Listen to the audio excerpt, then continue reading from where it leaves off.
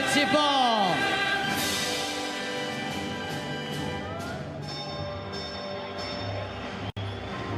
By 2030, the greatest cause of death on this planet will be suicide. So young people say mental health is the greatest concern. Survey after survey, it's not jobs, it's not...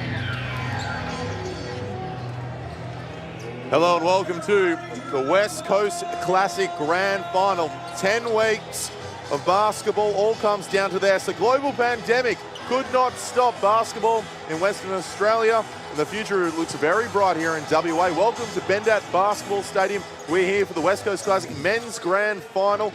We're very lucky to be here. I'm your host for the night, Josh Garlett. We've got the Warwick Senators top of the table. Warwick taking on the Perry Lakes Hawks.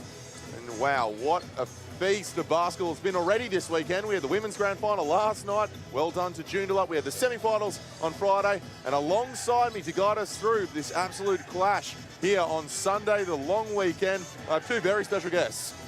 Fleur McIntyre, 283 games rather, five-time COBAM MVP, and also a Personality of the Year. Fleur, welcome to the coverage. I also have SBL journalist, WSBL journalist, and podcasting extraordinaire. Fair to say my CV's not quite as impressive. It's impressive enough. Thank you, Chris. Thank you, Fleur. Tell us about how good it is to be here. Really excited to be here, Josh, and it's probably fitting that the two best teams in the league have ended up on a Sunday night playing off for the chocolates at the end of it all. That's right, Chris. And what have you made of these two teams? Yeah, absolutely. I think we've got the right two teams here in the grand final. We saw on Friday night they both put together really impressive semi-final performances. And who says this doesn't mean as much as an SBL championship? Both of these clubs are throwing everything at this tonight. I've spoken to both coaches in the last 48 hours, and it means as much to them as it does for an SBL championship. They'll be hanging the banner very proudly if they can win. If they can win tonight, we've got NBL superstars here to watch alongside us as well. We've got a big crowd on hand, and I can't wait for it to get underway.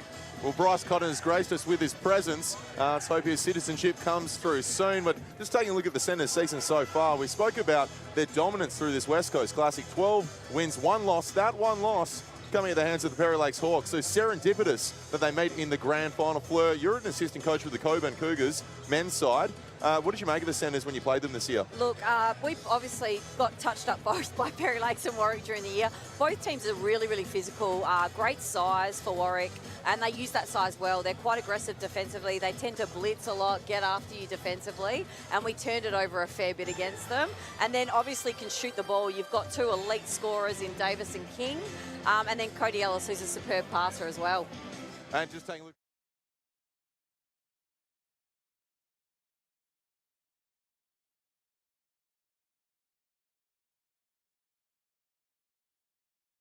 Witts, Hodge, Elliott, Campion, Litterick making up the bench there as well. Pikey, have you spent much time, well, you spent the entire year being some of the best coverage we've had in any other year, so it's been great having you on the podcast. What have you made of the Hawks?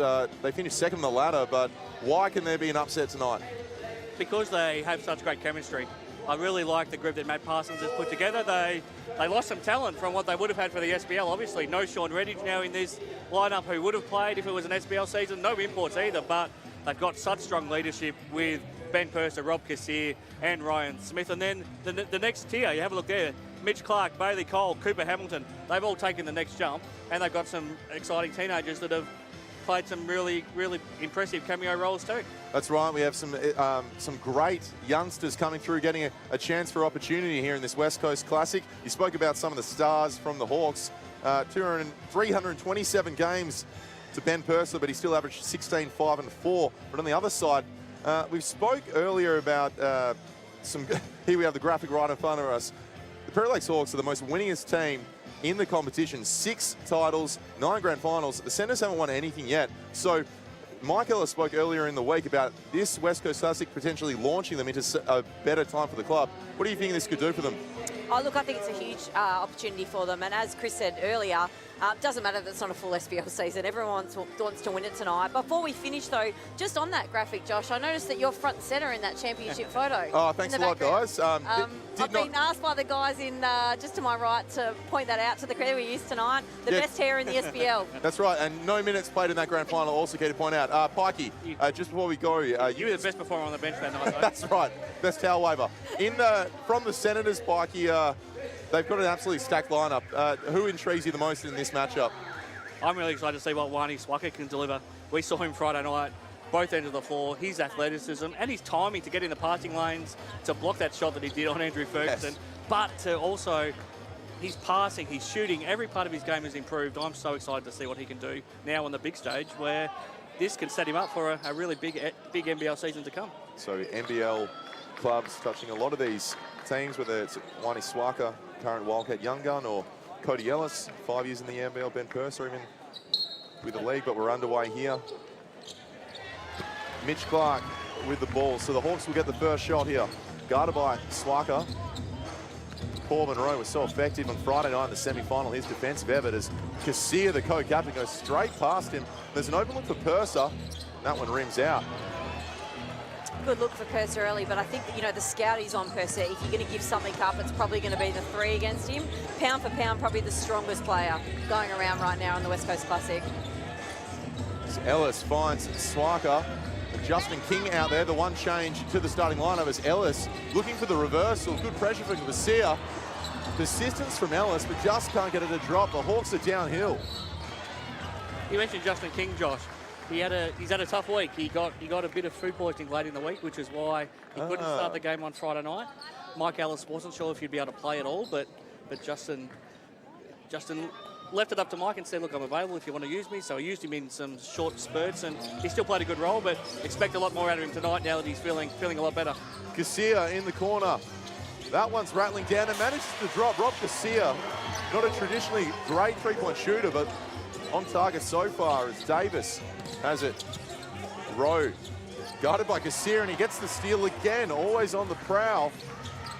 As Hamilton has a look there. He had 30 points on Friday night, and Clark cuts to the bucket, and 2 points for Mitch Clark. And you can see both teams, I guess, standard day. Perry switch a lot of things, so you'll look at Warwick to exploit that. And you can see Warwick looking at doubling and blitzing down on their defensive end. So both teams know what the style is. It's how much they can exploit on those mismatches.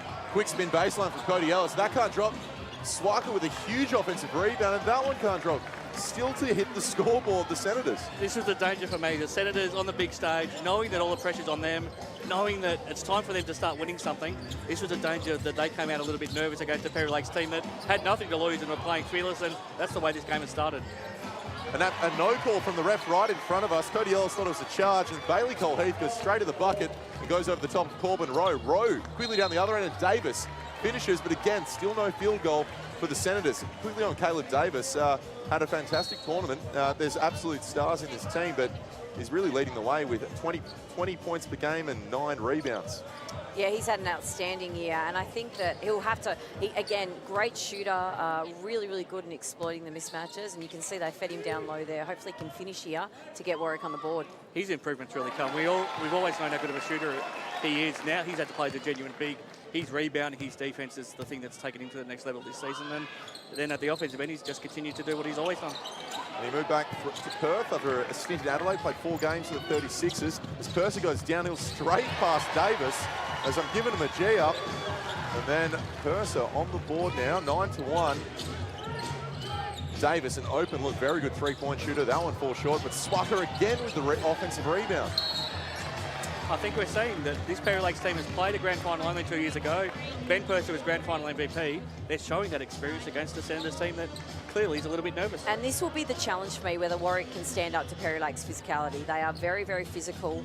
They play hard and they've been here before, so it will be the absolute challenge to them to see if they can stand up and take some physical hits early. Not to mention, this is their traditional home court, so even if it's a small advantage, it helps a bit. Rowe probing here, King in the post. Rowe pulls up for a mid-range. That one doesn't drop. Kasia will look to push the break. You've got 4 good shooters on the floor. Corbin Rowe probably not the look that they needed when they're trying to settle into the game and still haven't hit a field goal. Rowe. Kasia's already hit 1 3, almost hits another. King will find it. Asking for a bit of composure from the Senators. He comes up against Clark. Horn set here. Davis has it high. And this is Warwick's typical set, all through horns. As Swaka misses a 3 from the baseline corner. Swaka hit a couple threes on Friday night. Yeah, that has been the improvement in his game, so it's a good look for him. Purser, quick little finish low. Great block by Ellis. And a good save there by Corbin on the baseline. What a pass from Ben Purser, though. Unbelievable. You've been on the end of a few of those, Josh. I've also screwed up a lot of them, Mikey, as we find Ellis looking for a quick spin. Nice little step back from Swaka, but the patience from the youngster as King gets his first score for the game.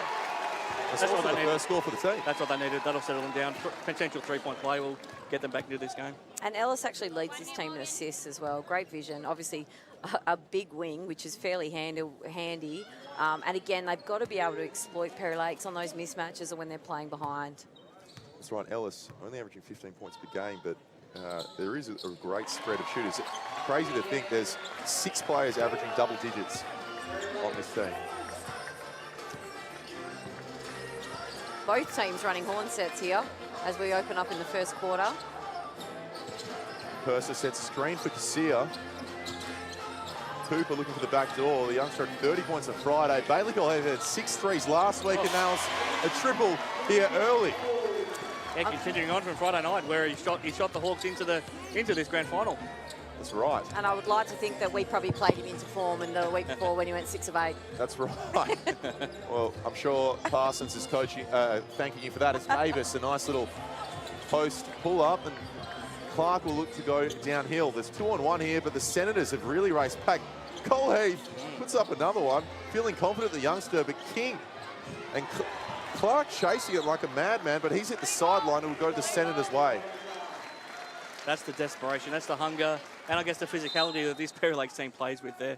They just make themselves so hard to play against, and we're seeing the Senators are really struggling already. 12-4 going to a timeout, and it's the Senators that need to find a way to regroup. Now, we know there's both teams have a lot of stars, but if you were to pick someone to have a cameo grand final MVP performance, not your Cody Ellis or Ben Purser, who from each side would you pick? Oh, I'd probably pick Man Young from Warwick. I think he's been outstanding this year, really providing some depth and punch for them off the bench. And for me, it's Ryan Smith for Perry Lakes. I don't know if you really can call Ryan Smith underrated anymore, but he is literally the most efficient player in the league. He's a bit of a leg up having Smithy. And as for yourself, Pikey? Well, yeah, I mean, I wouldn't be surprised if we see Matthew Leary come on and have a big impact for Perry Lakes. That when he gets on, he'll be probably the first player off the bench. He's come across from East Perth this year. He's been a terrific signing, and they don't go quite as deep tonight. They don't have Keegan Phillips, who didn't qualify for the finals, and also Austin Kiselev, who's been a massive signing. He got called away to work on an oil rig this weekend, unavailable for the grand final. Apparently there was only 2 people in Australia that could do the job that he did. The other one was unavailable, so he had to do it. He had to do it and miss the grand final. It's real. I didn't realise Austin had such a unique skill set. I assume grand final payments for the West Coast Classic isn't the same as Inpex offshore oil and gas. And if I had to pick someone quickly from the Senators, Jaith Waits. His defence we saw on Friday night was He was very good on Friday. And his offensive game has really picked up as well, so he's capable of doing some surprising things out there. The Senators with the jump on the Hawks now. Swaka had an early look. Now Davis is on the mismatch against Smith.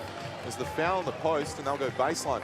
I'd also argue Mitch Clark, I potentially see him having a big spark.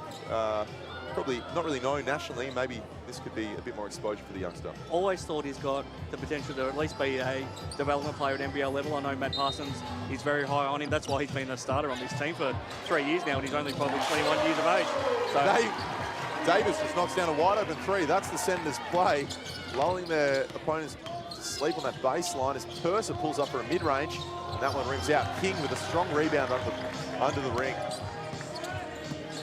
King, ISO against Smith, steps back from 3, the Canadian, and nails the triple. There you go, he's feeling much better than he was on Friday night. And those last 2 plays just absolutely symbolise Warwick's season. Davis for 3, King for 3, a lot of sort of face-up and pure scorers. Robbie Garcia looking for a step through from the free throw line. That doesn't go. And all of a sudden it's a 3-point deficit. There's been a foul amongst the congestion in the baseline. or go the Senators' way? I've been really impressed with Clark this season, and even Perry Lakes. I mean, Josh, you played there, but typically their pace this year, I feel like, has gone up another level. So they bring that physicality and they've had that increased pace, and that is purely generated by Clark. He is very, very quick and hard to stop in the open court. And again, Warwick are going to have a job in front of them tonight, because as he goes and generates their pace and space, Perry Lakes tend to go with them. That's right. And I didn't do him justice. He's only 20 years of age, and he's been a starter in this league for 2 or 3 years now already. You got an early opportunity, and speaking of early opportunities, Swaka just get going here from the free throw line. He's had a couple of big offensive rebounds, had a couple of big games in the NBL last year. 8 points, 4 rebounds against Adelaide towards the end of the season. Could be crucial in this grand final. Garcia gets doubled. Rowe trying to find Purser. They try to look for Rowe on the quick fast break, but it's picked off by the Hawks. Purser steadied the ship, but Bailey Colheath has a bit of space on the wing.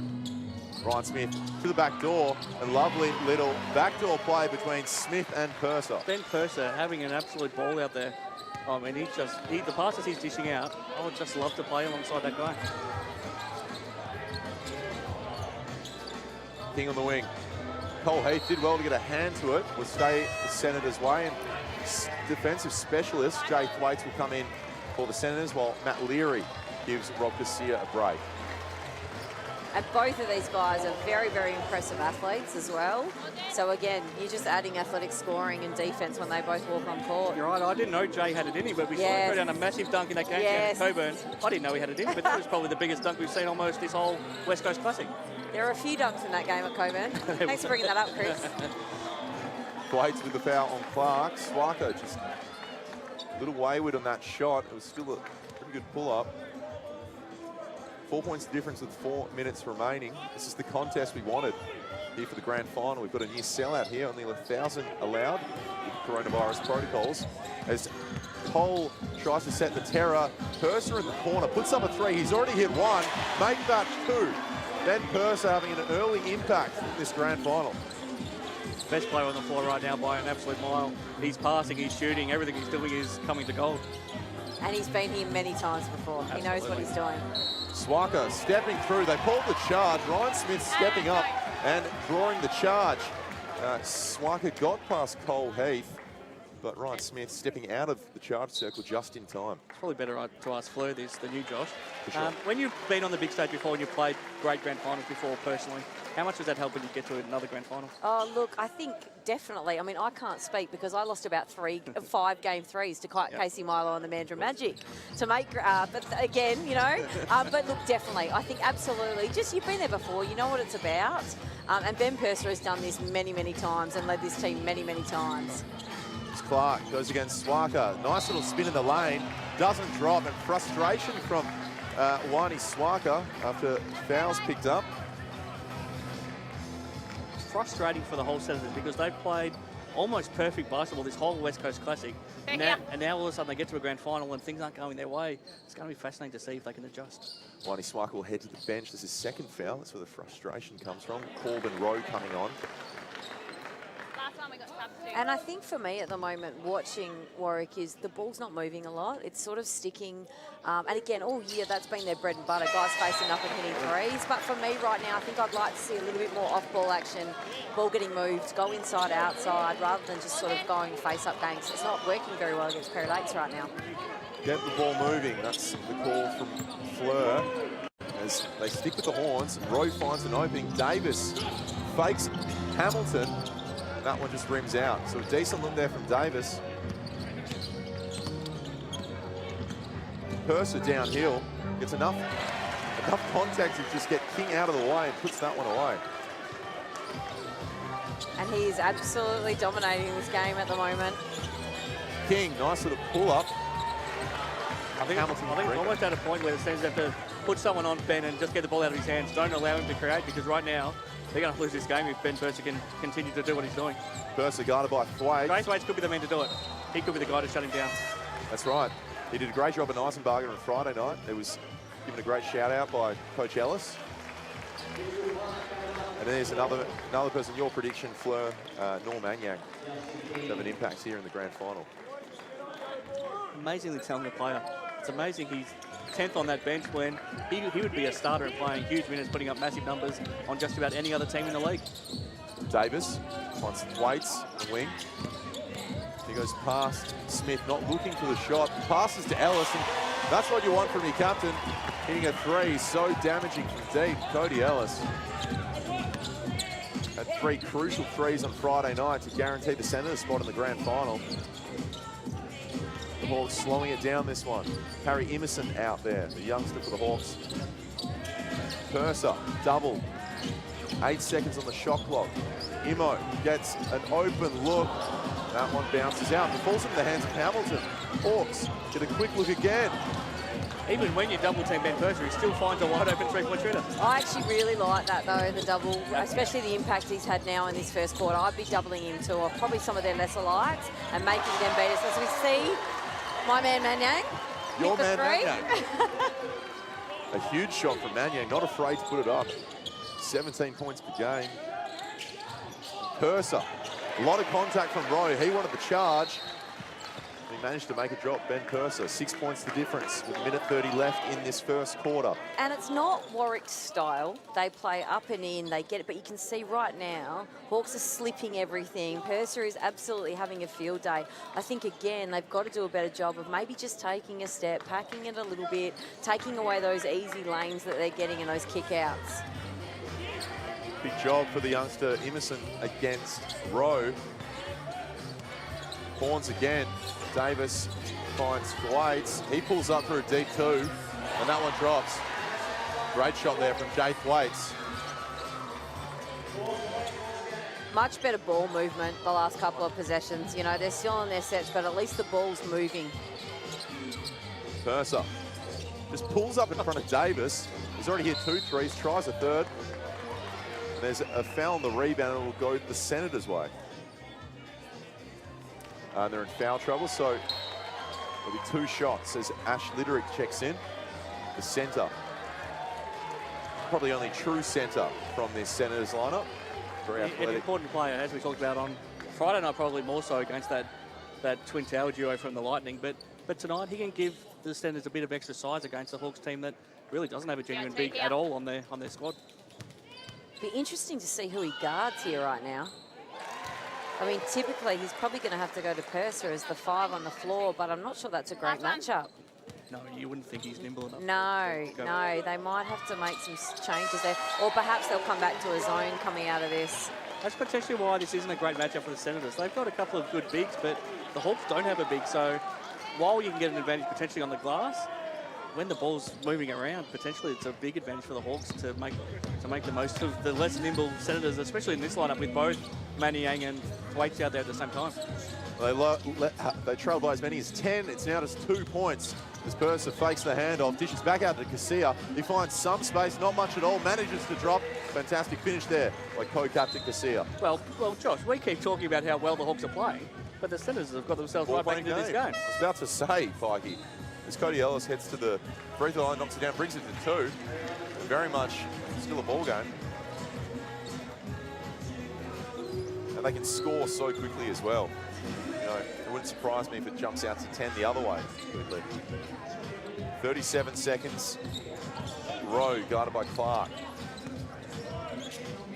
Litterick, the elbow. Rowe looking for the early deep post seal. Goes over the top of Clark, and that's a very smart play and good feed from Ash Litterick to find Rowe under the bucket. Shot clock is turned off. 17 seconds left in this quarter. As Leary has it. Finds Clark. 12 seconds. Leary open. An early 3. The Senators will get another look here before the quarter ends. 5 seconds. Manyang downhill. Screen from Litterick. Time running out. And it doesn't drop. I tell you what, if you're a Senators fan, you may be 2 points down, but it could have been a lot worse. A fantastic recovery from the top of the table. Senators, what did you guys make of the first quarter? Really great first quarter. I think once Warwick settled, and again, the ball got through some hands, they're still going to run their horn sets, but the thing with Warwick is they've got so many variations off that horn set, depending on where they want to go. So they're still going to go to the well, absolutely, but I think they've just got to make sure that the ball keeps moving to then open it up for their 3-point shooters. Yeah, absolutely. Almost a tale of 2 halves in the 1 quarter.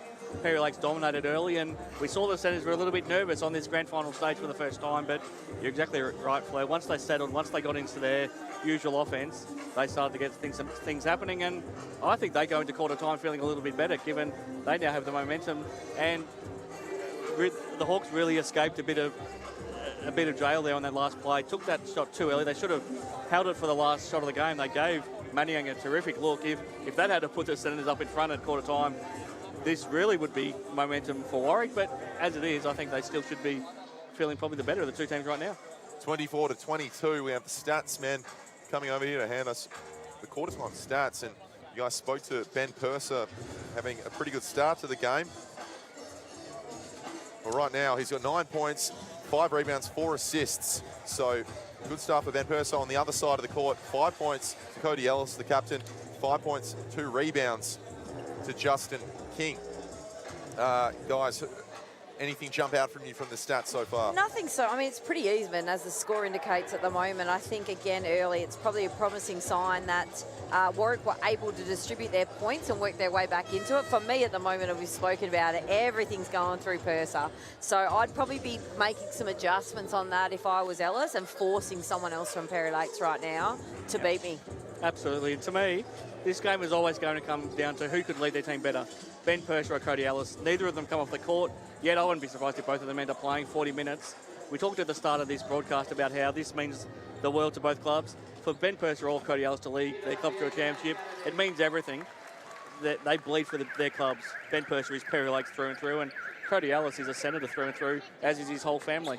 So, to me, it's probably an even matchup. Ben Purser may be slightly in front, but, yeah, I'm fascinated to see how this Cody Ellis-Ben Purser matchup plays out for the rest of the game. Purser's on triple-double watch right now. Absolutely.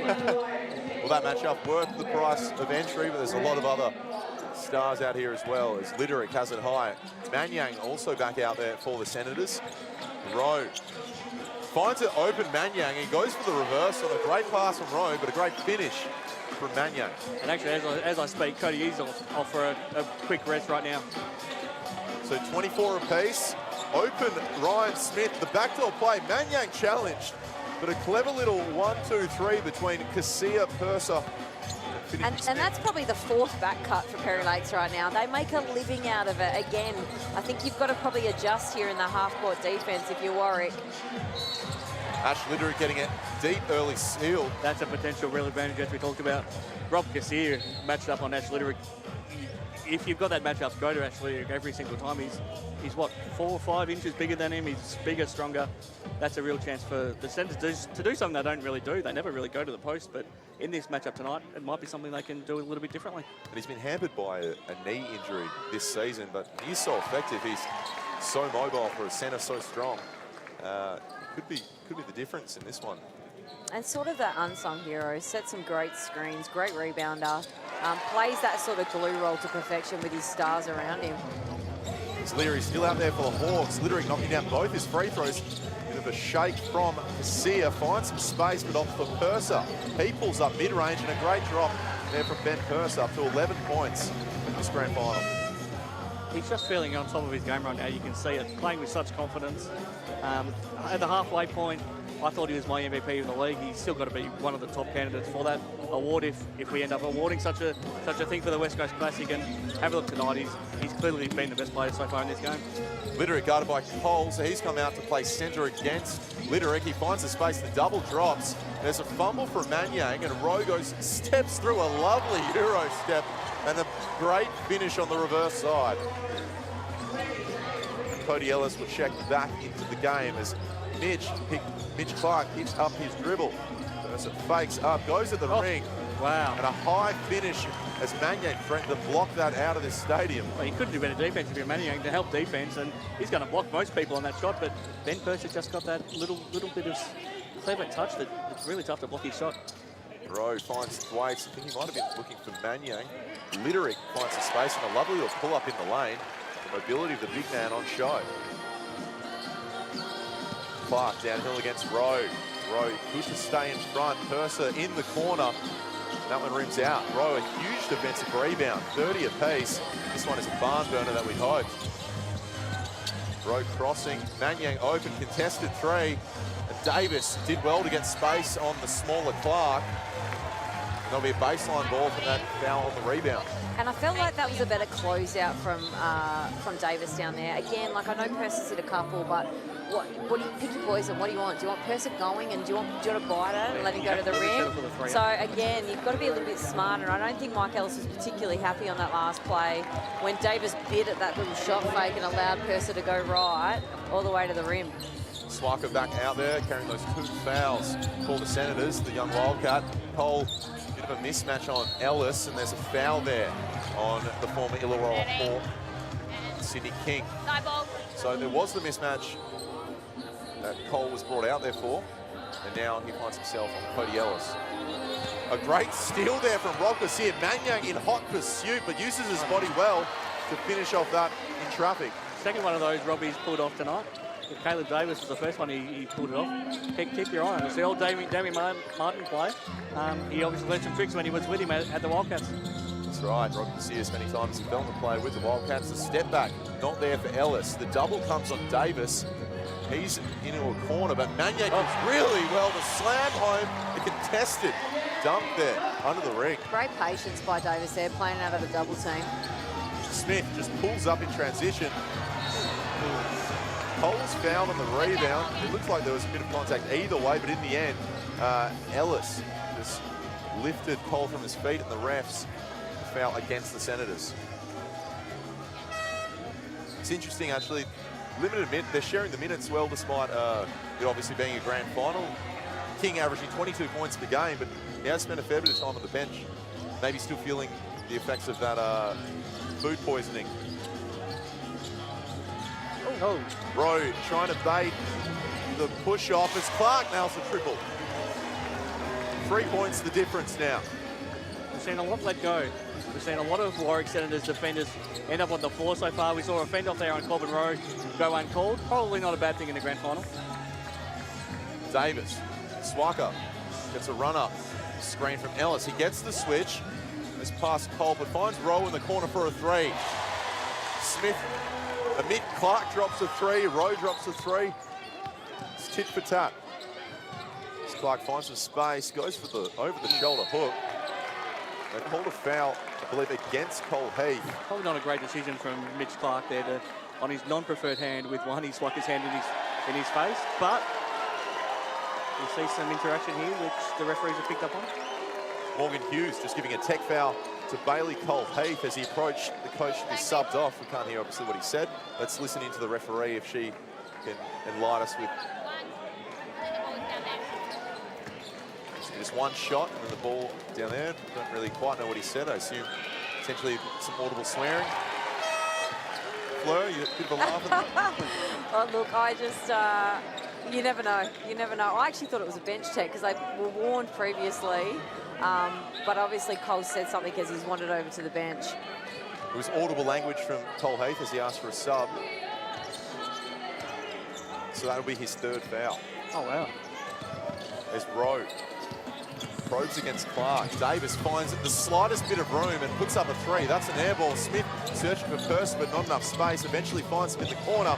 Puts up a 3, the captain, and that one misses. Swiker gains the rebound.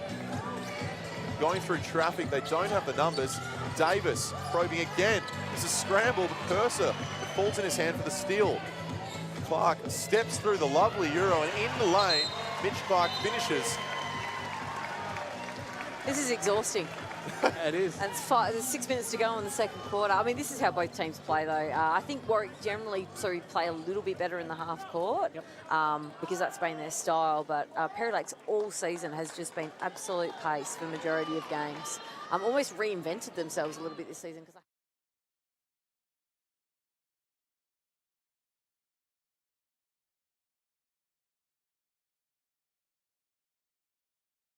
Playing some valued minutes in the clutch against Cody Ellis, so a bit of a baptism by fire for a player that's played 5 games for the Hawks. You're exactly right about Perry Lakes this year, Fleur. Even if it was an SBL season, they were going to change the way they played. Matt Parsons made that decision at the end of last year. He's changed up his coaching staff. He's got John Triscari on board now, having parted ways with his long-time right-hand man, Conrad Francis, and they had changed their game plan. They had wanted to play that more fast-paced style of game, and even in the last month of the West Coast Classic. They were fully focused on just using it as development. Then all of a sudden they decided, we have a chance to win this thing, let's focus on winning. And here they are tonight. That's right, AJ Nobensi getting a run now for the Hawks. And Swarker on him. They were incidentally teammates in the under-18 state team in 2018. They won the gold, didn't they? They certainly did. It's pretty good coaching staff, I believe, as well. Look, I'm not Sears sure that into the happened. lane and a finish. And they pulled the goaltending.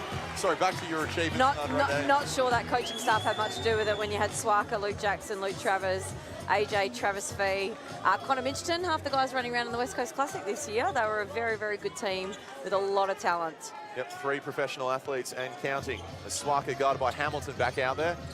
Some youngsters for the Hawks. He tries to split the screen. Fantastic work from the youngster for the Hawks to stand his ground. Purser. Double team comes. Nobensi tries to dish it out, but that just rolls out of court. So it's a valuable turnover if you're a Senators fan. Can we also talk about how good Robbie Kassir's been this year? I feel like he's turned back the clock. I mean, he's not that old anyway, but he has been outstanding for Perry Lakes this year. He's an unbelievable story because it was only 3 years ago that for the final time he thought that championship year they had, that would be the last year of his career because he'd already been told that his knee was so short, he was lucky to be playing right now. The year before that he'd been told he'd never play again and he'd be lucky to even run again.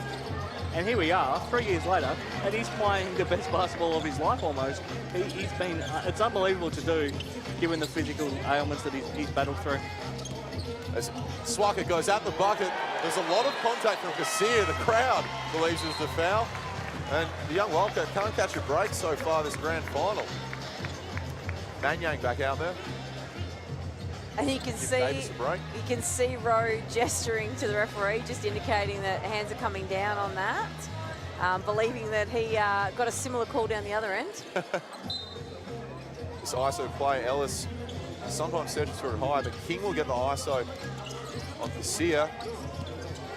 Swarker guarded by the 17-year-old, and Rowe goes straight past Nobensi, and that one just can't drop. It's Swarker right there to get the field goal. That's what he could do. He just plays with so much energy, so athletic. He just reads the ball so well. He read that offensive rebound better than anybody else, and then he's got the athleticism to just go straight up and get above the rim and just chuck it down. That's his first field goal of the game so far, so maybe this could be what ignites his game. And he's also got 2 fouls, so he's going to have to be a little bit cautious in how he sees out the rest of this second quarter.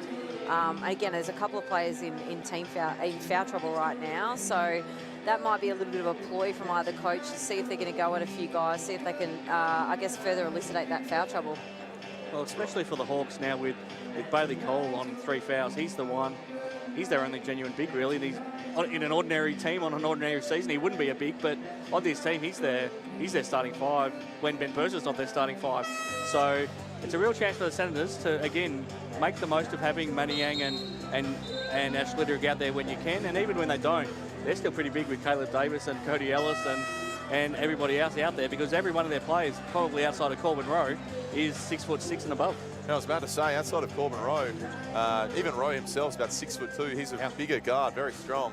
Yeah, everyone's 6'6", even Wani Swarker. Play anywhere from 1 to 4 really. Well, everyone on the team can play almost 4 different positions. That's the great versatility of what this Senators team can do. Full court D from Swarker on the young Nobensi. Same from Rowe on Purser. Being very careful as Rowe is such a good defender. The double comes on Purser. Swarker making the instinctive play. Kassir fakes and gets a bit of breathing room. Ellis went to the ground. And there's a scramble for the board, but King in the end comes up with it. Every single time a Senators defender's gone to ground, they have let the call go. There's been no flop call. There's been no blocking foul calls either. I'm not sure if that's the right thing or not, but it's an ongoing trend that obviously it's something that they did focus on pre-game, the referees. King just a little mishandled there on the far wing and came off his foot, I believe, rolled a little bit longer, expecting the ball to bounce back, and Purser just jumped straight on it. It's a foul, will go the Hawks' way. As we see Smith and Clark check back in to finish out this second quarter. Are you happy to see those calls let go, Fleur? Yeah. Would you rather see a charge or a block call? Yeah, interesting. Oh, look, I'm a purist and I actually like the physicality, so I actually don't mind it being let go, especially when it's sort of half on the circle or not. And I guess they're trying not to reward the yell and the flop at the same time, so I actually don't mind it. I might feel differently if I'm the one standing underneath it taking the charge. I don't mind it either. It's often frustrating to see an offensive foul call on a play like that where potentially the offensive play hasn't done anything wrong. Yes. But it's not necessarily enough for a call the other way either. Absolutely. Defense picked up a notch for the Senators here in this second quarter. Rowe gets a hand to Smith. Tries to find Purser on the backdoor cut. He slipped the screen. Rowe everywhere on this defensive play. Purser finally finds a spot in the corner, pulls up to the mid-range, and that one drops. Benny pull up Purser. He got to his spot. That's his spot. One step inside the three-point line is his perfect shot. Swaka blows past Clark, tries to find Kassir, but again, a deflection from the co-captain. Looks at the pull-up, but offers to find Smith. Manyak with a huge rebound. King will just settle these Senators here after a couple of frantic fast break plays. Rowe, guarded by Clark, asks for the screen from Ellis. There's the mismatch in the post between Ellis and Clark. A diving play from Clark somehow came off the hands of Ellis. Ellis is irate with the referee baseline. A little bit of frustration creeping in. And great switch to front then by Clark. And that's what Perry Lakes do. They switch everything. If they're outsized in the post, they fight to get in front and they look to then send help over to that strong side and be quite aggressive on that double. Two former SBL coaches of the year. This one is Smith goes backdoor, finishes over Swaka, and that's his third foul, and he'll likely head to the bench. Jay Thwaites is already checking in, so although it was a fantastic finish by Smith, it's doubly damaging because Swaka heads to the line and Jay Thwaites will come back out for the Senators. Interesting, Ellis has chosen to leave Swaka on right left now. Swaka on. Wow. With 3. Gonna see if he can let him play it out with 2 to go. If you realise this, if you're the Hawks, you just attack him now. Maybe if he stays on the court, you run everything at him right now, because if you get him on a fourth foul, we don't see him again until probably 5 or 6 minutes to go in the game. Yeah. So Swaka running out there with 3 fouls. Corbin Roy having a seat on the bench. Thwaites just pulls up from deep. And thanks, that'll count. A crucial 3-point bank from Jay Thwaites. Clark out to Kassir, 2 points in this one with 2 minutes remaining. Backdoor for Smith. He's met by the defensive specialist in Thwaites.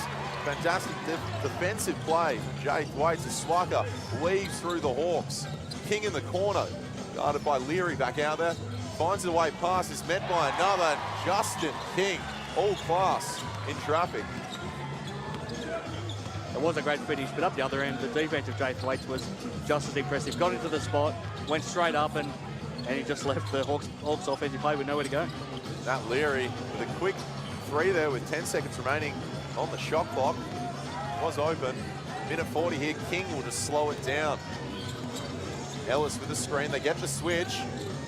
Swaka with an open 3. That one rims out. Mangyang fighting hard. The Hawks won't look for the fast break for this one. And I feel like Swaka's just really pressing himself a little bit. Obviously, he's struggled early. Probably just needs to settle a smidge as we see Purser take it. Left hand, nice finish on his right and 1. It's a little bit of overplay there. Waits in the quick spin after he felt the pressure on his back. And that's what Purser does. As soon as you body him, he lives for the body up because he likes to spin off you and sort of play when you sort of start to overplay him on certain sides. Oh, yeah. It's almost physicality, playing into his hands. The more physicality, the better for Ben. Yeah. Lonnie Swaka, we do see him check out of the game now, so he won't pick up that 4th foul, but yeah, you're right. I think he's playing a little bit tentative. Maybe he's put too much pressure on himself to stand out tonight because he's so excited to attract everyone's attention that we saw him play with such freedom on Friday night, Josh, but tonight he just looks a little bit nervous. He's such a great player on both sides. There's Ellis, a lovely fake up. Clark goes flying. Ellis pulls up, nails a triple, and a yell from the captain. The passion between both sides. This is what we wanted from a grand final, and we're getting it. We saw that 3 times in a row from him on Friday night as Lakeside was making a charge. He knocked down 3 enormous threes to win the game for the Senators on Friday night, and yeah, I mean, he just played with such passion that that he's hard to stop when he gets on a roll like that. 40 seconds left. The Senators have their first lead of the game, a 1-point lead. The mismatch with Davis guarded by Clark, and there's a foul. He'll head to the line, and all of a sudden, after trailing by 10 in the first quarter, the Senators could potentially open up a 3-point lead before the half.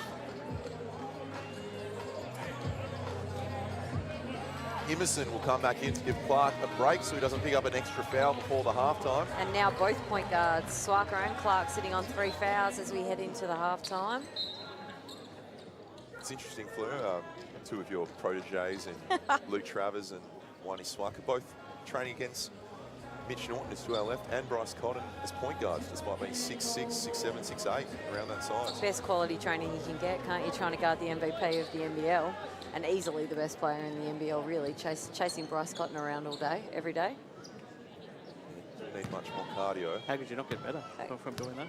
It's true. Davis makes the first.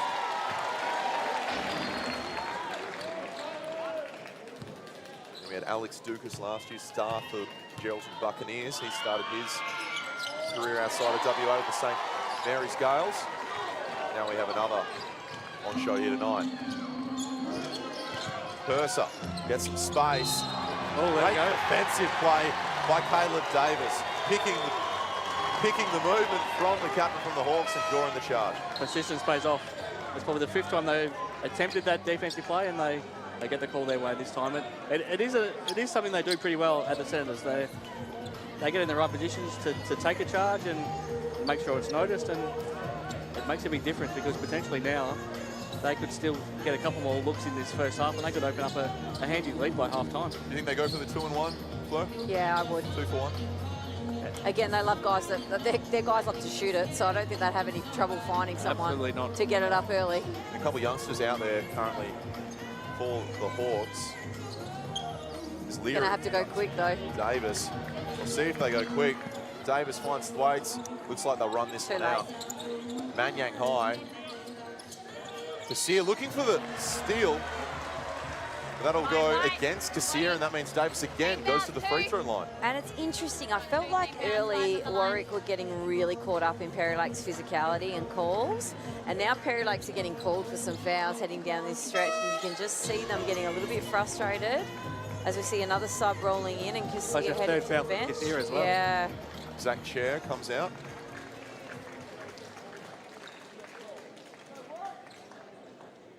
Oh, we saw Kassir pull off 2 of those steals early, but gets the call against him that time, and it goes to show that the tide of this game has turned, and suddenly the things are going in the favour of the Senators. Now, it was a bit of a blowout last night, even though good showing from both sides. Do not the better, but it's what you want from the grand final. Neck and neck as we head into the half. It's Davis. Makes the second. It's now a 4-point lead. 19 seconds on the clock. The Hawks will have one final look at it to trim it even closer. A couple of youngsters out there for the Hawks in Chair, in Emerson. On ball from Smith. Purser probing. Finds an open Smith. Ellis contests. Falls the hands of King. 4 seconds on the clock. They can get one off in time. Davis with a half-court heave. And just to the left.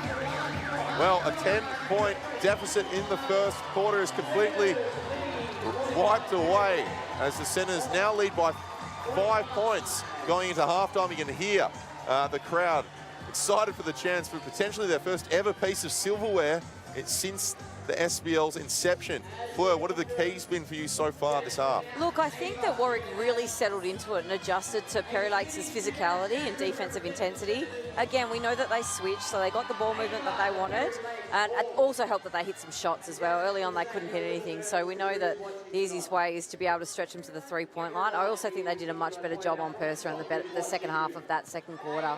That's right, he had a reduced impact in that second quarter. For yourself, Pikey, what was the change there in that second quarter, do you think? Well, they did what we asked them to do and put more pressure on Ben Purser. Don't allow him to get those passes off because he is so creative.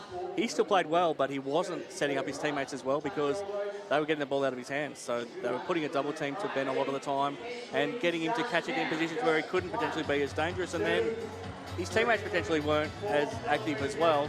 And up the other end, the Senators started to play the offensive sets that they like to play.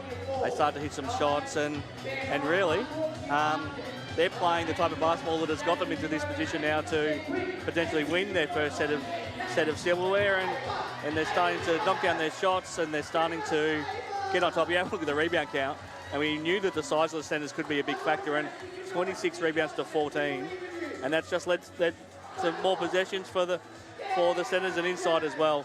14 free throws to 4 taken in that first half, and it's all down to the extra size of the centres and being able to handle the physicality that the Hawks try to play with to, I guess, offset that size that they don't have.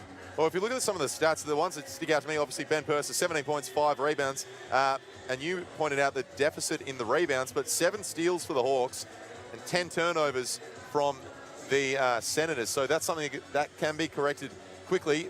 We will go to a break, guys. After the break, we have a very special guest. Now, we put in a request to the Wildcats for Bryce Cotton, and as is sometimes the case, you get Mitch Norton. So, although they're both next to us, we'll speak to Mitch Norton, which we're very pleased with, the Boomer and Wildcats gun point guard, but 4 points the difference as we head into halftime here at the West Coast Classic Grand Final. Be sure to stay with us for the interview and, of course, the massive Grand Final second half coming up after the break. By 2030, the greatest cause of death on this planet will be suicide. So young people say mental health is the greatest concern. Survey after survey, it's not job, it's not finances, it's their mental health. But sadly, most young people, 8 out of 10, say there's still a stigma around mental health, so they won't tell anyone. And we need young people to feel that they can have the conversation without being held back. Do we need to change our level of understanding? Do we need to improve our understanding of mental health? Okay, that's what today is about. Without fail, fear of being bullied, fear of embarrassment or being judged is consistent. Doesn't matter what audience in 10 countries I've done this with, it's the same response that comes through. Yeah, I think that mental health needs equal or maybe even more attention than physical health, because if we're not in the right place mentally, I don't think we can even start to delve into being at our optimum physically. I think also the team element of sport really, sort of helps people work together and build them up. If they're not feeling at the best, and just hopefully their teammates will get around them and lift them up. But how we're going to change it is not through me. I'm a psychologist. I'm not the one that's going to change it. We as a community are. We come together around drought, we come together around fires, we come together around tragedy, and we're going to do the same thing around mental health. But what that means is that every one of you has the confidence, the willingness, and the skills to have conversations about mental health at the earliest opportunity. The concept that the brain is a muscle is really important. That we all understand that we can grow it, we can work on it, we can improve on it, and we need to treat it as if it's a muscle. So we need to feed it with sleep and the right nutrition, and getting that physical activity.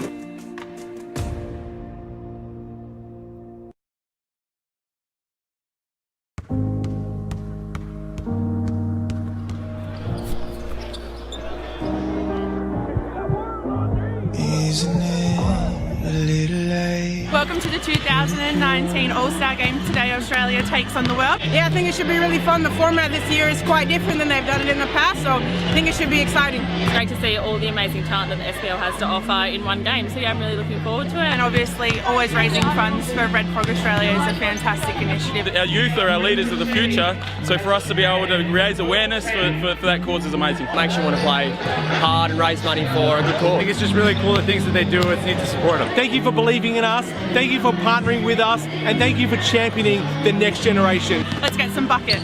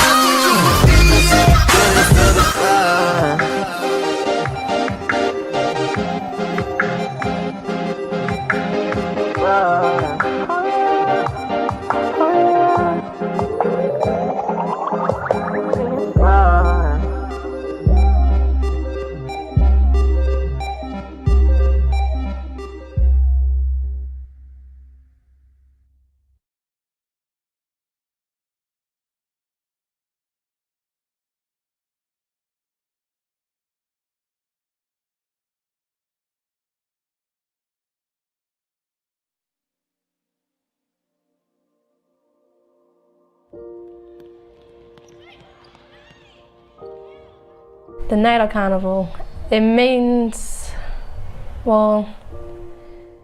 To me, it means where people can get together and celebrate being who they are. A lot of young kids and older people playing like the sport that I love.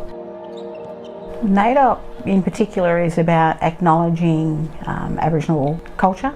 For us as Aboriginal people, it's celebrating our history, it's celebrating our right to our cultural identity. It's not just basketball, it's bringing together community. Like you see where they come from, what it means to them, how proud they are to be Aboriginals and Torres Strait Islanders. I've never really met many, so it was nice. It was a change, so it was cool. Oh, that's a hard question. Truth is about telling the truth, and that's about telling the history. It's not always good. People always think the truth is good. It's not always good, but like I guess it's just acceptance of the truth. That's what it means to me. But if another person denies it, then pretty much to them it doesn't mean it's true. But whatever that you believe is true to you, like it's true to you. If you believe it. Everyone has their own truths, and I think that it's what you believe is true that makes the truth. You just got to have respect for what they say. And if they were to say something, then have responsibility of yourself to listen to what they say. Just listening. So if you're constantly listening, then other people are able to talk. Be honest, be open. You have to have like no shame, like not to be embarrassed for what you say. If you want to say it, then you got to say it. Listen to them, see what they need, see what their needs are, see what kind of things like can help them. I'm watching young kids now playing basketball together, whereas in my history that really never ever happened. When I look at what's happened over the last couple of days in NAIDOC, I can actually see true reconciliation through our children and our future generations.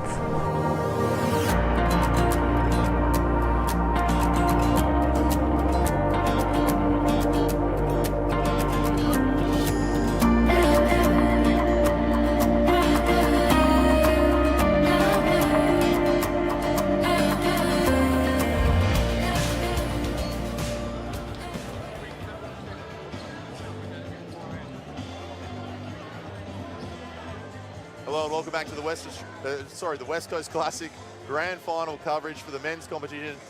We saw some Bendat stars on your screen there before in the intermission, but we have another sports star alongside us here tonight, and that is Mitch Norden. How'd you like that segue, firstly? Secondly, great to have you here. We understand you're in the midst of the longest preseason in NBL history. How's that coming along? Yeah, obviously it's been delayed once and twice, so we have a lot of training up our sleeves, but you know, we're really looking forward. It's a difficult time right now for us. We don't want to train too hard, burn ourselves out, because we do have a long way to go, but you know, it is good to have a lot of the guys in town.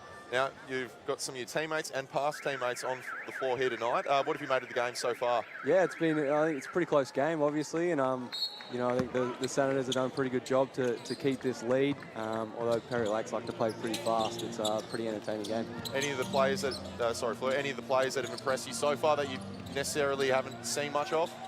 Yeah, I think, you know, to be honest, some of the young guys coming in off the bench for Perry Lakes I haven't seen much of, but you know, they seem to hold their own on a pretty big stage, so it's good for obviously WA.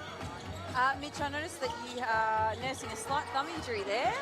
Lucky you are in the midst of the longest pre-season in the world. What have you done to yourself? Yeah, just a bit of a strain to one of the ligaments in the thumb, playing a bit of defence, and took a swipe at Clint Steinald and got all ball, obviously, but come up with a bit of an injury, and yeah, it's nothing too crazy. I get to take a splint off and put another one on and train, so nothing too hectic. How competitive is the scrimmage at the moment, knowing that you've still got a few months to go? It'd be hard to reel you guys in, I would imagine. Yeah, it's obviously tough. You know, you've got some guys like Winey and stuff like that at the moment who are getting some real good game time, and then, you know, you come in and there's, you know, MVPs like Bryce and stuff like that there as well. So once we do get out and play, there's a little bit of structure at the start, then after that it's just a bit of a scrimmage and very, very competitive. Well, Mitch, please look after your hand, and thank you so much for your time here on the coverage, and great to see the Wildcats, Trevor Gleeson, Bryce Cotton, Jacob Chance and yourself here watching the grand final. So thanks so much, and one last one more, who's your pick? I'm going to go Senators. There you go. Thank you. There you go. Sam mentioned, thanks so much. As Clark pulls up, Cooper Hamilton had 30 points on Friday night, and he just hit a crucial 3 here to put the Hawks within 3. Swaka low, fantastic pass from Rowe, and the young Wildcat finishes. And I think, and they need it, to be honest. At half-time, Perry Lakes are shooting 21% from the three-point line. They're 4 of 19. I don't think I've ever seen Ryan Smith miss as many as what he has in the first half. So they really need Hamilton and him to get going in the third quarter if they're going to open up that paint for Perth to operate. Rowe finds Davis for a very quick pull-up. The Hawks just get an easy rebound. Cole Heath, probably not the one you want starting the fast break, and they reel it back a bit. Purser playing point. Goes to Cole Heath. Reverses to Cassia. Started the game with a 3, and he'll start the half the exact same way. Pikey, you were watching while we were interviewing Mitch Norton. Was there any change you noticed out there to start? No, but the Senators have come out with a lot of energy. I think they feel like this is their time to make a statement. This group out there right now is so dynamic and so athletic. I think they feel like this is their moment. They've started well, get a couple of scores on the board, and I think they could start to put a gap between them and the Hawks, just judging by the way this game's now starting to play out. The Hawks defense up another level. That possession as Rowe steps through, and after almost forcing the 24-second shot clock violation, Rowe just steps through and finishes a lovely little layup in the lane. This is the first time I've seen Rowe play all year. He didn't play against us. He's been really, really good in this game. You can tell veteran experience, super physical. As we see Clark, nice little spin and finish with his right. Swaka has to be careful too. They're going to go at him because he's on 3 fouls. 2 points the difference. This grand final, the matchup we all wanted. The West Coast Classic, brought to you by Basketball Western Australia. Swaka on the far wing, 10 seconds on the shot clock, stopped. Kassir probing everywhere, eventually opts for the short jumper, and that one goes long. Had a little bit of feedback from a head coach sitting very nearby us right now, Fleur, about Ash Flitterick not playing. Do you think he's not 100% fit? Do you think maybe Mike Ellis sees him as potentially not a great matchup out there right now? Or why are we not seeing a lot of him? It was interesting though, because I felt like he was quite effective. He was +4, and he's +- when he wasn't on the floor. So again, I'd probably look to, give him some more burn in this 3rd and 4th. Maybe they are saving him. Maybe he's carrying something. But I actually thought he was pretty effective when he went on there, particularly offensively when Perry Lakes are playing their switching day. I completely agree, because he has that size and strength that no one on the Perry Lakes team has. So he has the potential to give them a different look, plus to also be a dominant factor defensively and on the rebounding count. But he might not be 100% fit because he has only just come back from a knee injury that's kept him out. So we'll keep a close eye on him now in the second half. And Ellis has it high, guarded by Cole Heath. An away screen between Swaka, and they're trying to find Davis under the ring. Rowe, time running out, 8 seconds on the shot clock. King goes baseline. He gets knocked by Purser, and he'll head to the line. The Hawks just falling asleep on that baseline cut from Justin King, and he only needs a small amount of space. He will be upset with that because that's Purser's 3rd foul. And again, don't want to foul a jump shooter, and he's picking up that one for his 3rd. He will not be happy with himself. Justin King, one of the few imports that has stuck around for this West Coast Classic, but he's pretty much now settled here in Perth. Basically lives here full time. So not so much an import that is floating to play in this competition. He was here anyway. He's basically going to become a permanent citizen as soon as he's able to, similar to Bryce Cotton, who's sitting to our left. So we are seeing some imports in this competition, but I think somebody like that who's here anyway, I think we can be happy for him to be playing in this competition. Yeah, for sure, and that was part of what Basketball Western Australia put in place as players before a certain date were able to stay. As the double comes at Clark, trying to get it out of the point guard's hands. 8 seconds on the shot clock. Purser blows past 2 players, and a little floater in the lane from the captain. Rowe downhill, a quick response here, just 1 point, the difference. Swaka comes over a screen from Ellis. He attacks Purser, goes past the athleticism from the youngster, but he's stopped by Cole Heath. A clever hand placement prevents the Senators' score. Cassia attacks the ring hard, falls to the ground, but he's straight back up. A lot of contact there on Mitch Clark. Justin King pulls up. Not much offense happening right now. It's a lot of fast breaks, and I'm personally quite enjoying it, guys. Oh, it's a high-quality game, and we knew that both these teams do like to play with pace. Perry Lakes in particular, as we see them going back to the usual Horde set, as Clark looks for an option. 6 Purser on the shot curl. clock. Purser pulls up and a little bit too much space from him. Guy likes to shoot. I would be fuming, and Mike Ellis is fuming at Davis from that. That's not great D. You can't allow Ben Purser to curl cut over the top of you for That his is the jumper. look that you come into a game saying, no way, under no circumstances, at any point in this game does Ben Purser get that look. And that's the one he got. Rowe on the far wing. Pulls up over Purser. A lovely shot there from the former Perth Wildcat. 29 games with the Wildcats. He's now also made a home here in WA. Pestering Clark. Steps through, the double comes. The defense relentless from Rowe. And he'll go downhill. King. Cole. Collision. Hawks ball. A lot of contact there again from Bailey Cole, but that's the way he plays. He loves to play with that physicality and loves the physical contact, and he can just be so disruptive by getting into passing lanes like he did there. 1 point, the Senators' favour. 3:50 left in this third quarter. I just had a message from Travis Moore, so I'll tell you the message. He wrote me a message and said, has there been a more important player, local player to a club, than Ben Purser? A little bit of trivia sent in by Moore. Let's get the lines open if you have any more. So if we're talking current players, I've always saw Ben Purser and Gavin Field as the two heart and soul players of their clubs, and just the two absolute role model professionals in this league. So the only one I would potentially compare him to is Gavin Field in, I guess, the last 10 years. And I like that comparison as well. I just didn't want to seem utterly biased, but I completely agree with you. I think those two definite standouts in terms of Australians and important locals for their clubs. There'd be a couple of Buccaneers that would probably beg to differ, I'd say. You're right. For whatever reason, Aaron Ralph and Matt Wandenberg, they get forgotten about a lot, don't they? But absolute incredible servants of the Buccaneers and the SBL, and it was fantastic to see them on this stage just over 12 months ago get that championship after almost 400 games for Ralph and just over 400 games for Wandenberg. One of the best scenes you'd ever see is Buccaneers winning last year. And we got some good discussion. I've just had a Lakeside, Lennon Smarts just text me and said Jared Prue, great call again. Absolutely, and I'm sure we might get some feedback from this generated some good discussion. Absolutely. Might get some feedback from Bulls with Seb Salinas too. I would suggest we might be able to throw him in there.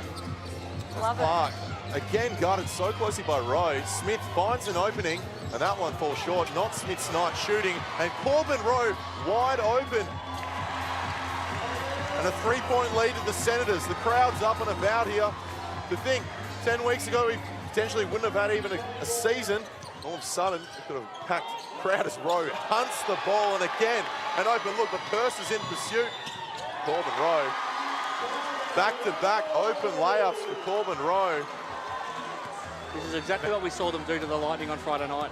They read the passes from the opposition better than their own teammates almost read it at times. And they've got the athleticism and the reach and the length to get their arms in and get the steals, and we can see what they can do when you get them in the open floor as a result. The Bunbury youngster then with the tough finish in the lane. Still 3 points to the Senators' favour. I'll chuck Joel Wagner from the Redbacks in there too, Joel. Of course, Wagner as well. Not to mention on the WSBL side, as Rowe, again the man going at the bucket, finds Manyang under the ring. The fadeaway, a little short. Corbin Rowe everywhere on this floor right now. We know how great he is defensively. He's doing everything Senators' way right now. I love some of the names we've thrown up in this discussion. As we see Smith get going, hits his three. Finally gets one to drop, Ryan Smith. This half, Mitch Clark guards Rowe. The Senators will take some time on this one. Ellis searching for Davis low in the post. Purser backs away with foul trouble, and Davis corrals himself and manages to put it away. Smith searching for an early seal. Finds Kassir going against Manyang. The dish out to Smith. He's hit a three recently. 2 points the difference. A step back, fake up. Hamilton will have a look. And Purser in the corner, nails the triple. That's Ben Purser's third three of the game.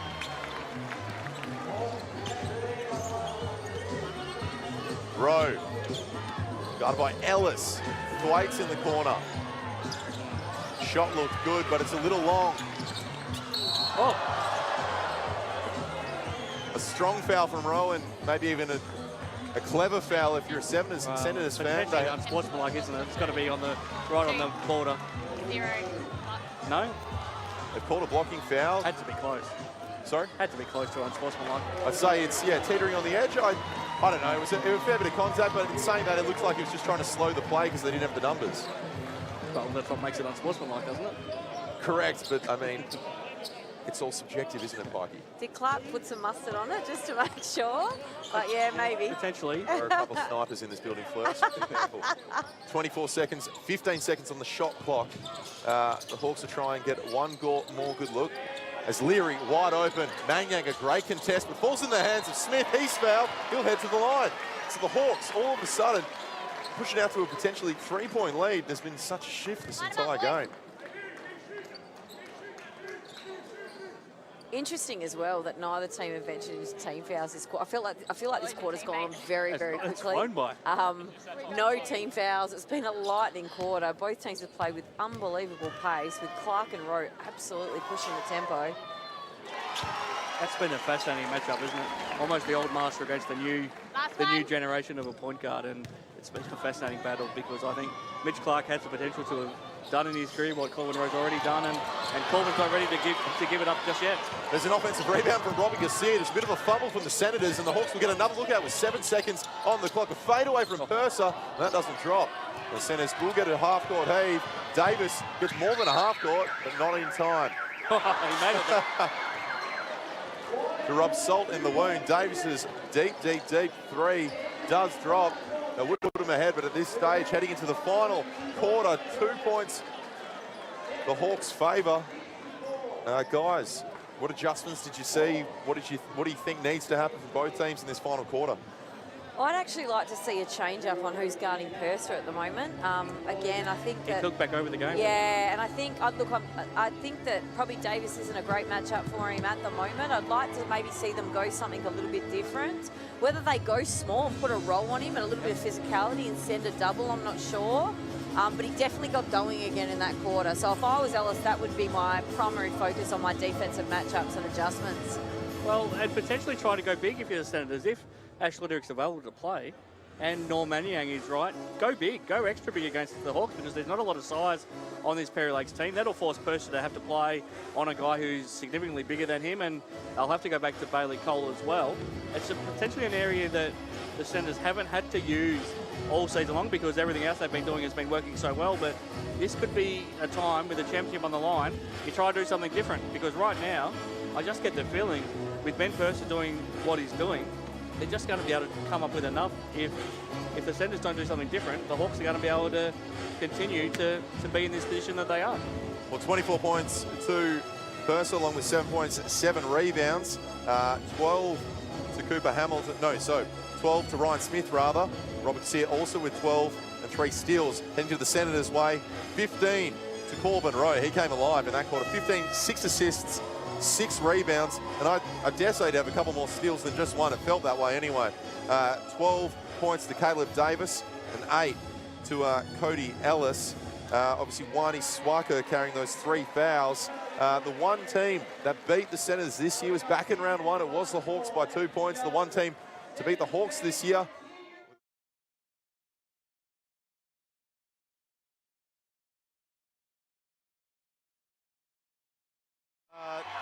You stay with your tips.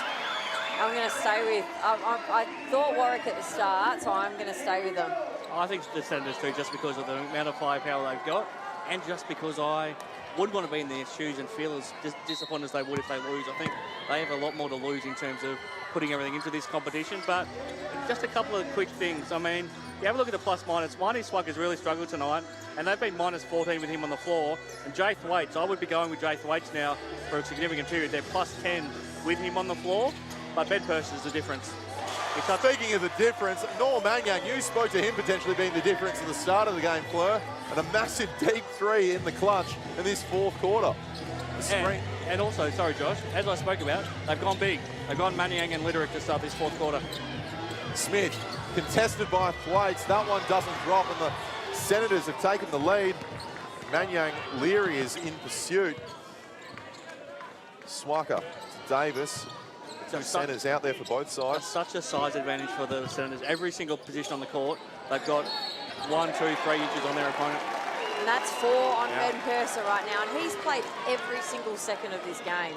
So again, if Parsons, which he'd probably be tempted. Now? Do you take him out? Well, he might be tempted to leave his vet out there. This is a game, potentially a game-changing decision. Yeah. But Caleb Davis is so threatening from deep.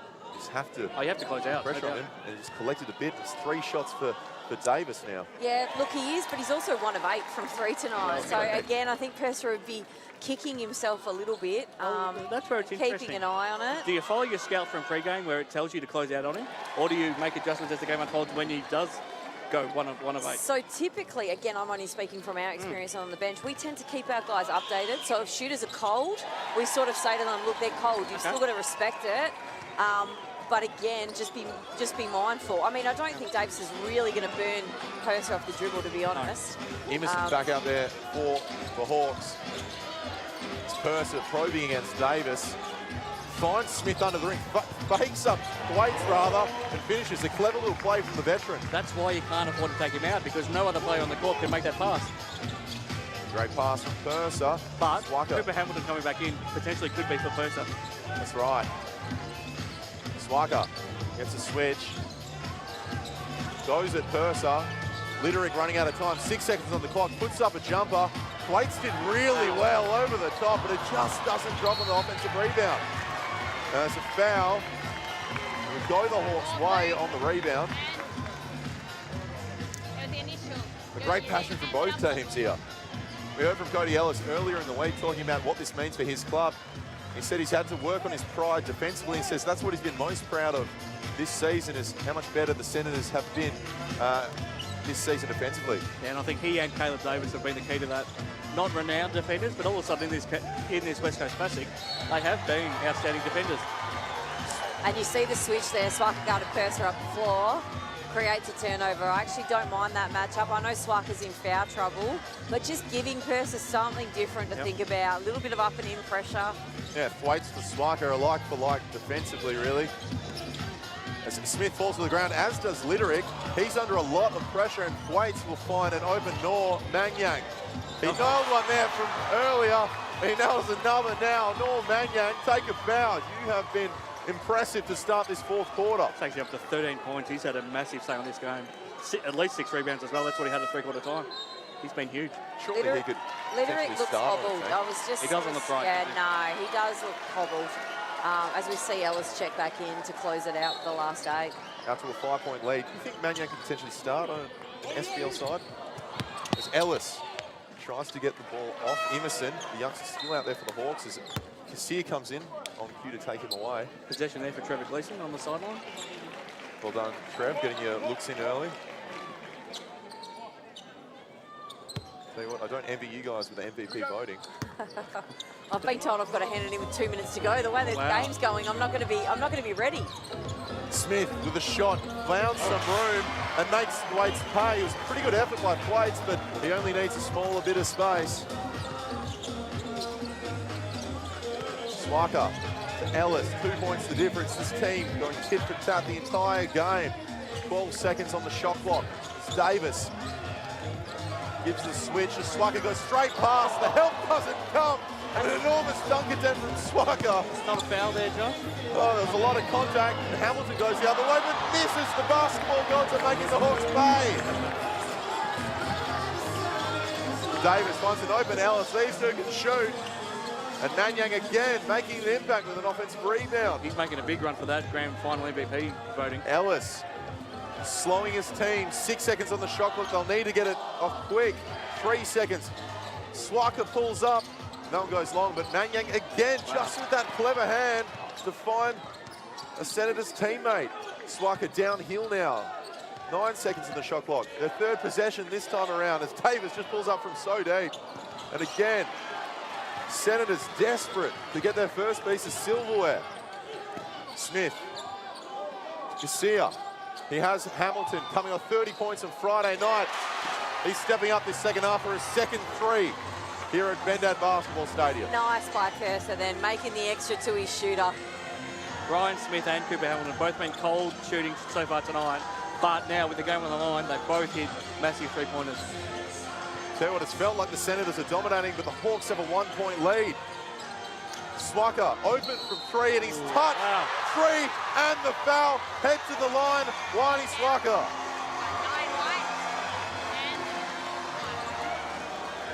Corbin Rowe will check in now.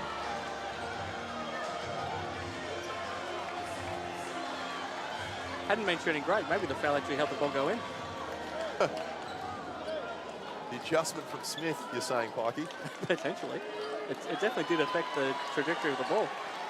Tell you what, if you're Trevor Gleeson, that's what you like to see for a young player to step up when the game's on the line.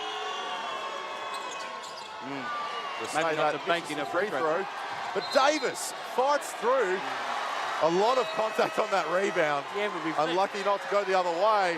But we've let everything go this whole game, and now the Hawks crowd is up and about. It looks like they might have called a tech foul. It's a tech against Davis for his contesting that foul, but I feel like Davis is a little bit hard done by on that we've let rebound. everything go this whole game, and now all of a sudden a call like that goes against him. I can understand why he was frustrated. The passion from both crowds, you can hear it through the telecast. As Smith will head to the line, a very good free throw shooter, makes the first. Perry Lake's bench were giving it to him to then as he walked back down the floor. Couldn't have done it in a worse position on the court. I like that Rose back in. Absolutely. I mean, his matchup with Mitch Clark's been fantastic. Yeah. I've loved that matchup. And they both had great games. They both have got really impressive stat lines across the board. Rowe probing Purser in the post there, a little longer and he would have ripped it away. That one falls short. 1 point the difference to the Senators. And that's a crucial foul. Wow, that's it for Ted Purser. So Purser's out for the game. And that was not too much in it, but... Wow, was there anything in it? That was a very soft call, Josh. Ellis did well to fake him up, get a bit of movement, and the refs... Speaking of a little bit of mustard, I think Cody may have put a tiny bit on that one. But this is big right now. Purser has played every single second of this game. Do we want a call like that to potentially decide a grand final? They could have easily let it go. We've let so much go in this game already. It has been very physical the whole game. Except for the last 30 Yes. So out there for the Hawks now, Cole Smith, Hamilton, Casilla and Clark. For the Senators, Rowe, Manyang, King, Davis and Ellis. Well, we talk about Ben Purser being the legend of Perry Lakes. It's now time for somebody else to make themselves that hero if they are to win this championship. See the torch being passed here tonight. It's going to have to be, I mean, scoring-wise, it's going to have to go through Smith right now. I think so too. Lots of screens coming here from the Senators. Davis faking the handoff. The switch comes. He'll reverse through Ellis. Manyang finding a lot of space from the free throw line and nails that. Noah Manyang, you are starring in a grand final. The crowd starting for the Senators, getting the defensive chant here. It may be a Hawks traditional home ground, but it's a home court for the Senators tonight as Casilla goes at Manyang and draws a foul, going to the bucket. 3 points the difference as Casilla will head to the line to shoot two. Always felt the Senators crowd have always been fantastic. I remember they finally closed out a quarterfinal series a couple of years ago, beating the Perth Redbacks at Belmont, and their crowd was unbelievable that night. It packed out that stadium at Belmont. We saw what they were like on Friday night when their team got to the grand final and they packed out Warwick Stadium.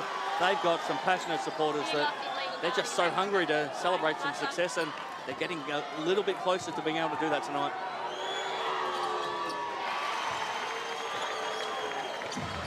As we see Perry Lakes, a little bit of a half-court trap right now, which Warwick ripped through quite easily. Bailey went really high there. Great contest by Bailey, but his hands dropped towards the end. I think he actually got all ball, but it was just all the body contact that was the problem. I think his hands also came forward a bit. After he got the ball, yeah. Just sends King to the line. A fantastic take there by Justin King. And that's his fourth foul as well. That's right, he had the tech earlier.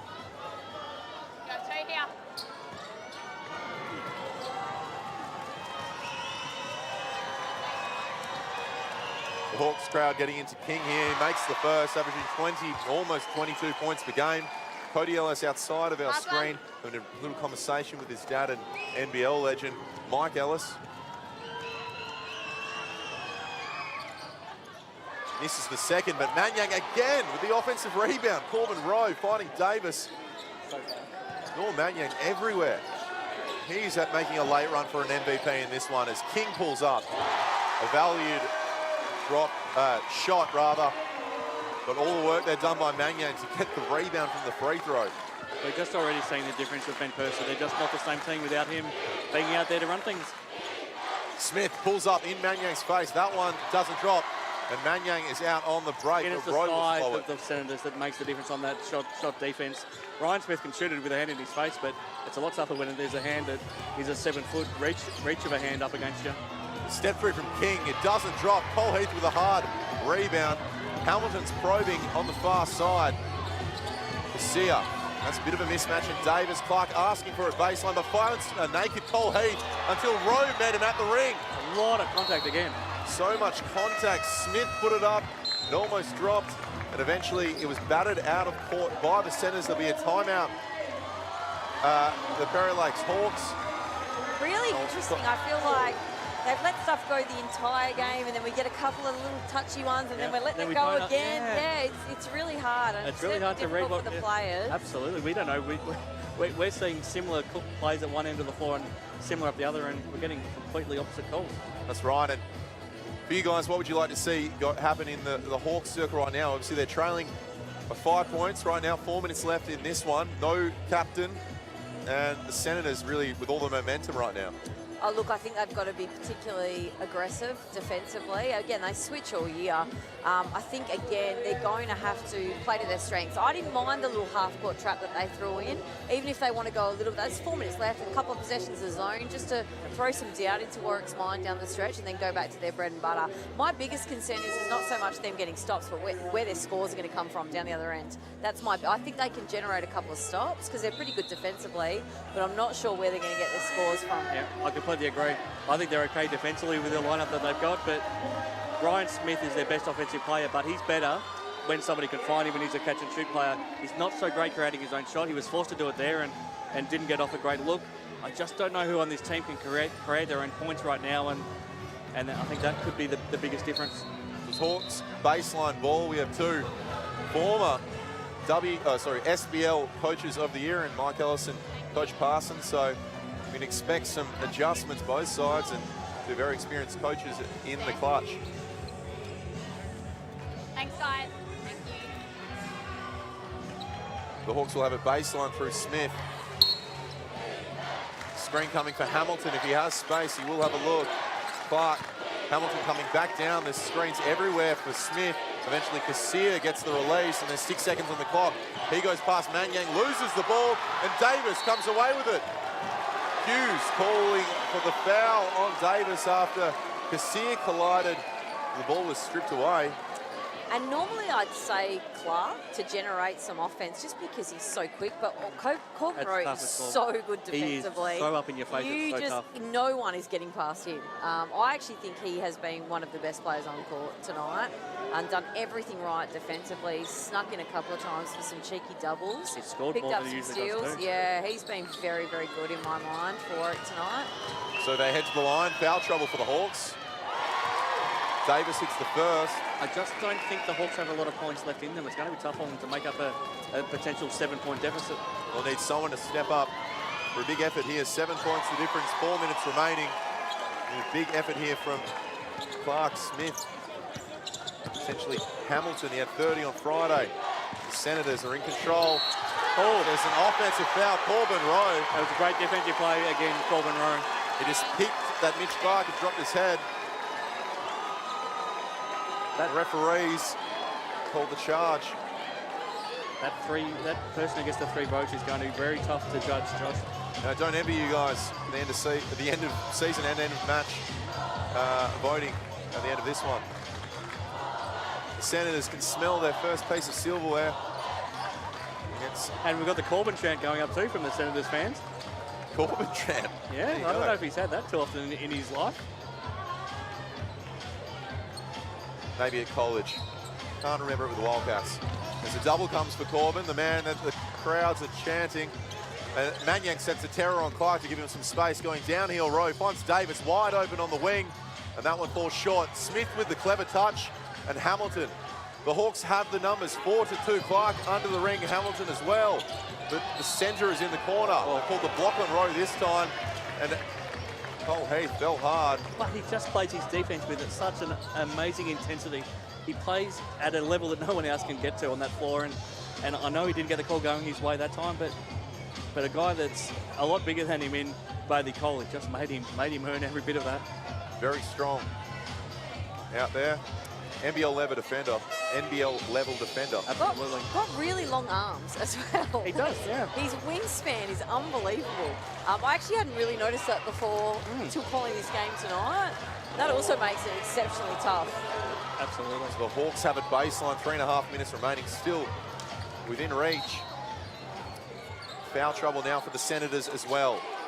So Clark needs to get it in, finds Cole Heath under the ring, and an easy little bucket, just a little lapse there from the Senators, and all of a sudden it's a 2-shot game. I needed that just to get some belief back again. That's right, well within reach still, but without their captain, co-captain. It's Davis, screen on Clark, Rowe going at Clark, Swaka in the corner, gets some space with the fake, but now doubles it back out, 6 seconds on the shot clock. King working hard under the ring against Clark, and a clever little post up and put away by Justin King. Great find by Ellis on that ball reversal. Clark gets the screen from Kasia, goes into the body of King. Almost finished, but gets the O-board. Smith, naked on the wing. I feel like that shot had to almost fall for the Hawks. Davis, Ellis, King again, the same spot. And again, just not enough transition pressure from the Hawks. Not much you can do, just better offense. Perfect passes than Justin King is. I think Parsons is going to have to burn one here in a second, a timeout. I think the crowd are sensing this win. And potentially change up his lineup. He has to go for something different. This lineup, as good as it has been for him all season, maybe, I don't know who he throws in, maybe give a young kid a chance. Maybe say, you got 2 minutes now to make a hero of yourself. Maybe it's Imerson. Maybe you go back to a Matt Leary. I'm not sure, but I think he has to do something different, or this game's gone. Going through this one. I'd even just be sending, again, if they want to get Clark, they're going to have to go a bit quicker now. They're going to have to get guys going downhill. So whether they want to send Cole coming up, setting some terrors and getting Clark going downhill, kind of taking Rowe out of the play if he's on the ball, spacing the shooters on the outside. Because, again, there's still time, no doubt, but given they haven't scored very much in the last couple of minutes, they're going to have to generate a little bit more pace here. You're right, and I think the key is to get the ball out of the hands of whoever Corbin Rowe's defending, because right now he is doing a defensive masterclass on whoever he's guarding. So guys, you obviously have the tough task of picking the grand final MVP, or helping pick rather. Who at this stage is the front? For me, it's down to, I think, 3 players. I think Ben Perth has been superb. Again, obviously fouled out, but was having an absolutely excellent game. For me as well, Corbin Rowe is up there for me in terms of votes, and Manyang is the other one that I'd be tempted to give votes to. I absolutely agree on those 3. Right now, I'm tempted to actually think Corbin Rowe might have leapfrogged Ben Perth just given the scoreline. I always probably prefer to give it to a winning team in a championship game, and the fact that he fouled out with so long left in the game might count against Ben Perth, unless his team gets up and wins, and then he could potentially jump back up there. Kasia got an open look. It falls in the hands of Clark rather, and Swaka have the foul. That'll be his 4th foul. But I think he's been far and away his team's best player, where on the Senators team, Corbin Rowe's been fantastic, so is Manyang. Yeah. But you can make a strong case that Caleb Davis has come up huge. We've seen Justin King make some great plays. Cody Ellis has still played a good game. They've had so many more strong contributors. Yeah, absolutely. Completely agree with you. 9 points the difference, 2 minutes and 14 seconds remaining. Clark will head to the line. Not a fan if you don't win the grand final of the MVP coming from the losing team, Mikey? If it's close. If it's close. Yeah. Well, if it's a 2-point game and you have to give it with 2 minutes to go, you have no choice. Absolutely. But potentially in a game like this where it's now getting towards a double-figured margin, potentially not, especially when he has fouled out with so long to go in the game. Clark misses both, but falls straight back into his hands. Hamilton, could he step up now? Great play. And nothing can trump for the Hawks.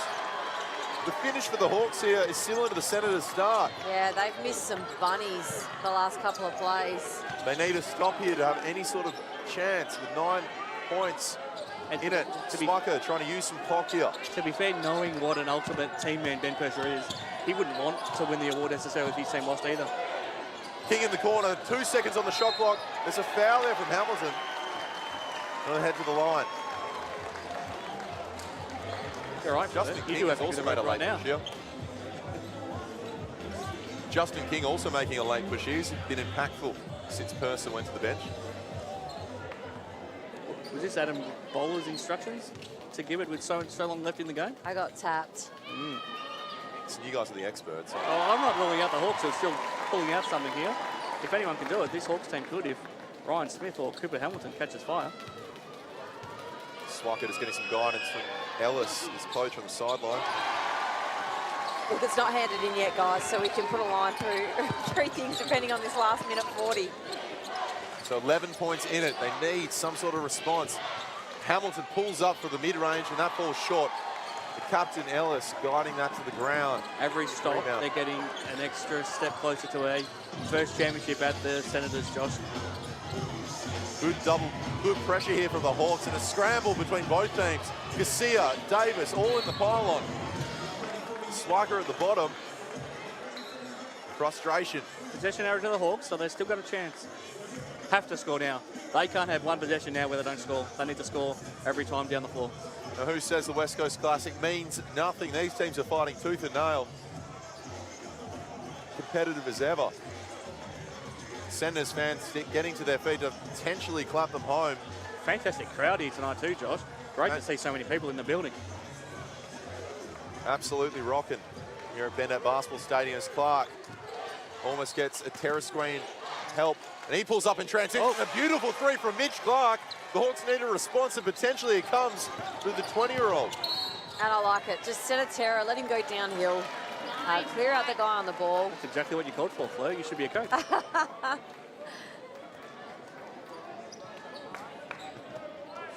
Ellis will head to the line to shoot 2. 8 points now the margin.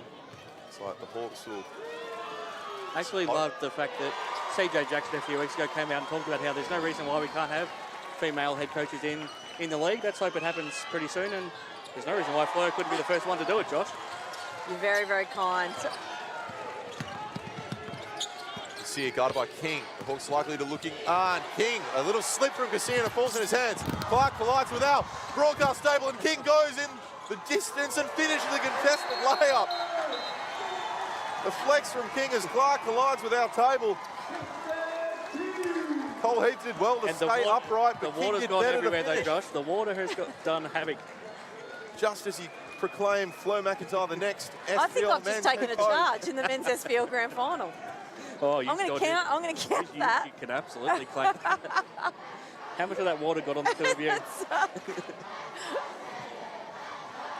Smith will take it baseline, so King made the most of that. 12 points the difference here. I was still on, Ross. We lost our camera. Director Ross fixing the camera. Terror screen midcourt. They've called a foul on Bailey Cole Heath. That's his 5th foul. He'll take a seat on the bench alongside Captain Ben Purser. Probably think it's time to concede, Josh, unfortunately. I'd say this probably is going the Senators' way as the youngster Floyd comes out for the Hawks. We're never going to know the answer to this, but how different could it have been if Ben Purser didn't foul out?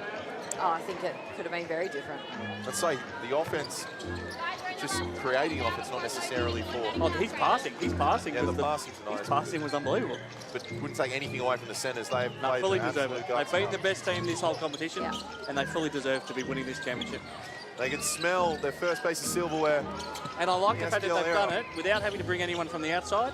Every single player that's here tonight would have been playing for them in the SBL season, and I like that fact. I like that they're all pretty much locals. Justin King's an import, but he's made himself a local, and we get a bit of physicality too. As Swiker walked over and said something to Garcia. Garcia's jumped up, has not taken kindly to it. Now Davis is involved. Davis getting right in there on the finger to Garcia's face. As Swiker, a bit of an altercation. Bit of fight here from the youngster. Famous temper though, does Robbie Garcia. He does. Let's put it down to passion rather than guys. Absolutely.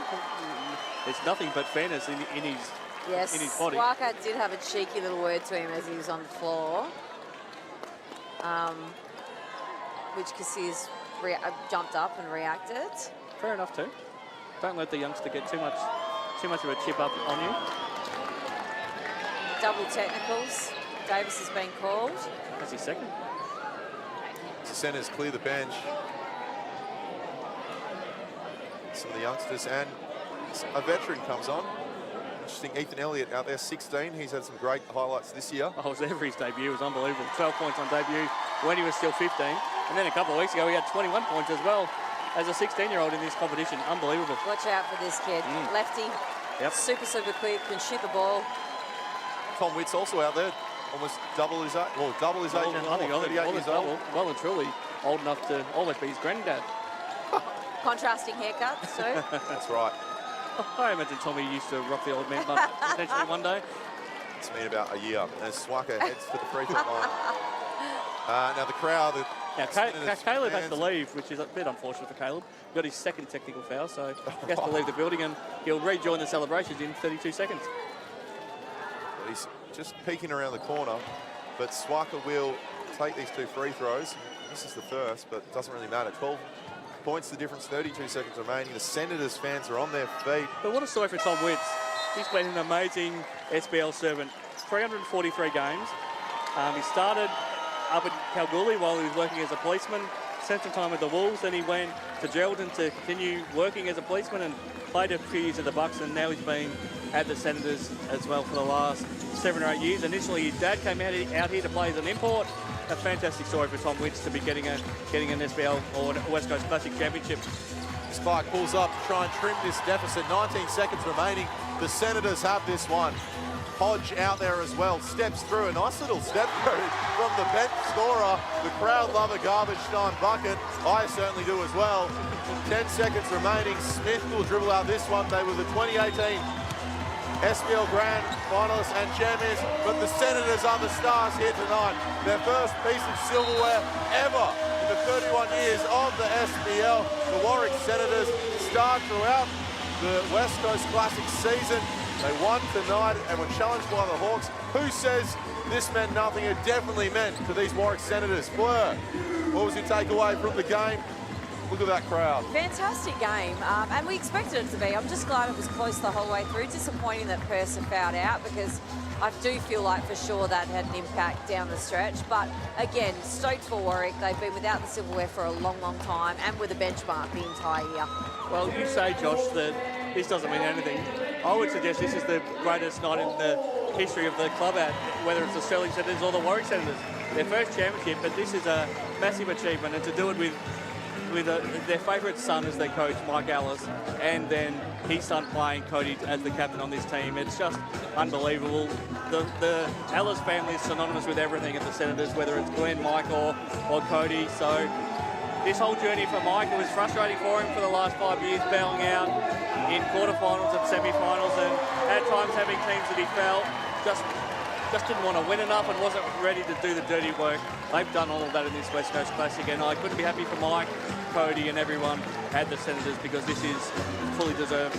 And you spoke to it earlier, both these sides, they come into this, it's not as if there's any other imports. Even though this is such a stacked side, everyone that's an outside player, Justin King or Coleman Rowe, they've made a home for the Warwick Senators, and there's a lot of juniors. Wani Swaka, he's a wildcat, but Cody Ellis coached him at under 16s. Mike Ellis coached him under 16s. He's a superstar, but he's always been with this club along with Caleb Davis. Taking a look at the stats here tonight, leading a game high score of 24 points. The fouled out Ben Perth with 11 of 18, 9 assists and 8 rebounds. He would have got a triple-double if he played, 2 more minutes. I mean, he was having an unbelievable game, and potentially the Hawks could have won if he stayed out there, but Matt Parsons took the risk of keeping him out there when he was on 4 fouls, and it didn't pay off.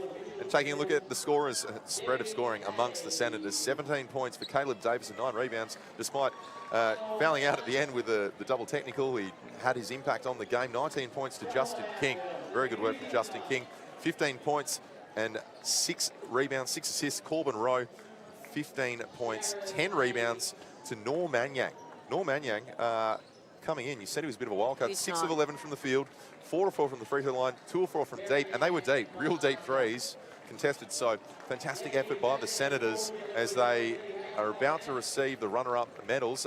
Fleur, anything else you want to touch on? I think the positive as well is take nothing away from Perry Lakes. This is such a good result for them. I know they'll be disappointed. You never want to lose a grand final.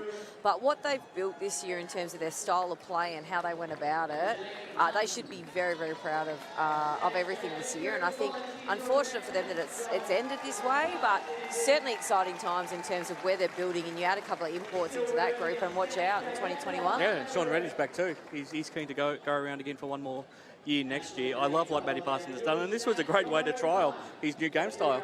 He got to almost have a free crack at it in this West Coast Classic, and whether or not we're an NBL 1 or still an SBL next season, he's going to, all these players are going to know this system, perfectly well. And yeah, full credit to Matty Parsons because he's done it with a group of local players. He's had his 3 veterans, he's had his 3 or 4 guys, the next tier guys that have now taken the next jump, and he's given plenty of time to teenagers too. So yeah, I love what Matty Parsons has done, and full credit for them to getting to the grand final, because I think we looked at the start of the competition and the Joondalup Wolves were stacked and they didn't quite end up with the same team that they started with. The Perth Redbacks had a lot of talent. The Rockingham Flames had a lot of talent. The Goldfield Giants, I still say, potentially had the best starting 5 out of just about every team, and the Lakeside Lightning had an incredible group of players as well. So for Perry Lakes to finish ahead of all of those and make a grand final is something that's been a tremendous achievement. Now, just quickly to point out, the Warwick Senators, Coach Ellis, 2016 Coach of the Year. What do you guys have to say as we hear Ben Purser just quickly before we get back to that? Killed it all season, you guys, with the benchmark. We played in that first game. I think it was pretty fitting that we had another battle tonight, and always loved the rivalry, and well done. Good job.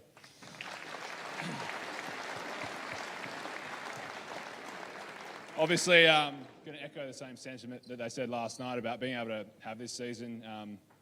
Back in March and April, it obviously didn't look like anything was going to happen, and absolute credit to everyone involved, the SBL, all the clubs, all the supporters, all the players.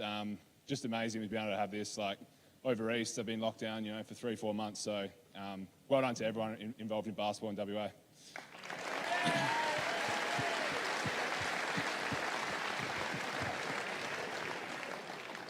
Thanks to all the Hawks supporters, always fantastic job. And just to our group this year, it was an absolute pleasure. All the young boys coming through, it was so much fun seeing you guys. Really gave us old boys the energy to just keep going, and looking forward to what next season brings. So thanks. Thank you, Ben. Let's hear it once again for the Perry Lakes Hawks. Ben Purser there. I'd like to welcome SBL Chief Commissioner Emma Stewart to present the championship trophies.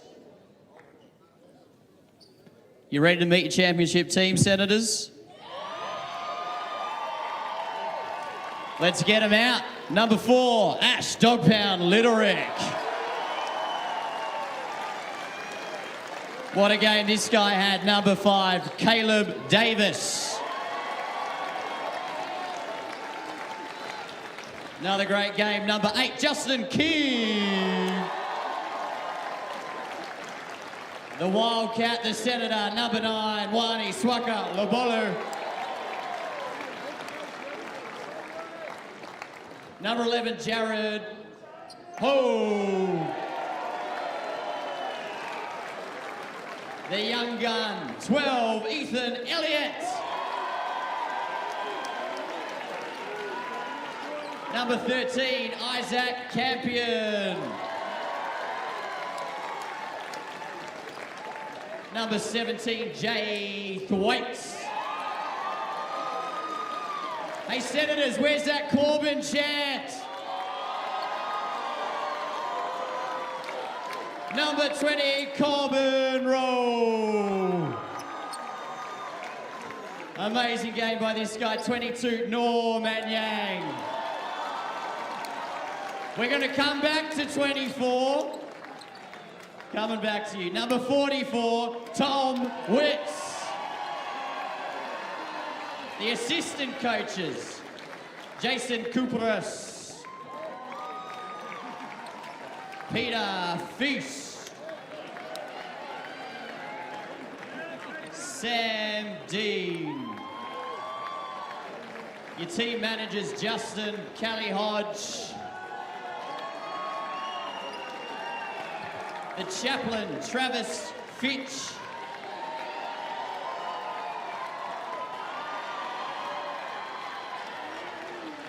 There's two of them left. Let's first hear from the coach. Big round of applause, Mike Ellis.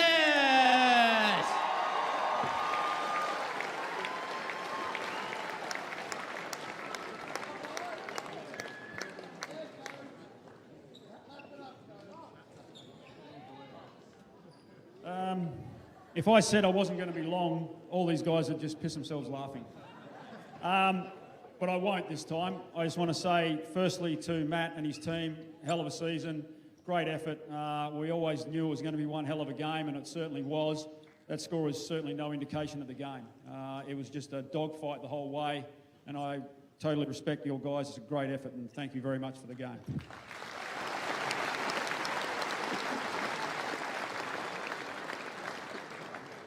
I'll echo Ben's sentiments just for Basketball WA, the SBL, all the guys that organised that, all the clubs that all opted in. This was an opt-in season and everyone opted in, and I thought that was a huge thing to be done, and to just be able to get out on the floor and play is a pleasure in itself, so thank you to all those guys.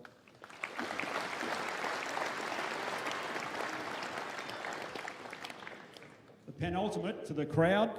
Nice to have something to cheer for, guys. Well done, nice and loud. And finally, I'm getting the wind up from Ash, finally to the team. Guys, hell of a season. It's nice to actually stand up here with one of these. Thank you very much.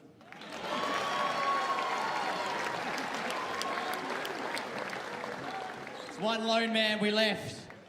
Let's hear it for the captain, 24, Cody Ella.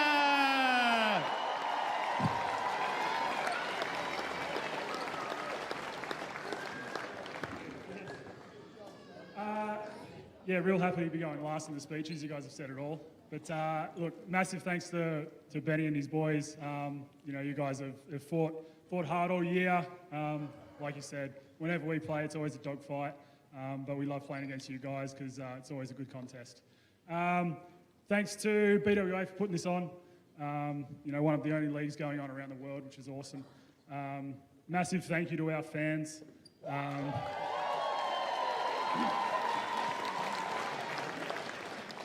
Massive thank you to our sponsors as well for helping get us on the court. You winding me up now too, are you? Yeah, good. And personal big shout out to my wife and little boy, sticking with me through the season. Thanks very much, guys. Appreciate it. All right, before we do the big photo, I'd like to welcome SBL Commissioner Andy Stewart to announce the grand final MVP. Thank you. Hey, again, the sentiments of everybody that's spoken tonight, I don't think we need to say it anymore. It's an unbelievable season and a great game. What a great spectacle for us to finish this this season off. Your young guns, you should be very, very proud of them. Mike, great comeback. You're down at in the first quarter, kept fighting. Excellent job. A quick thanks to Adam Bowler and Brent Dawkins and all their crew that worked with them. One, to just get the season up, but to get a night like this together. Well done, fellas.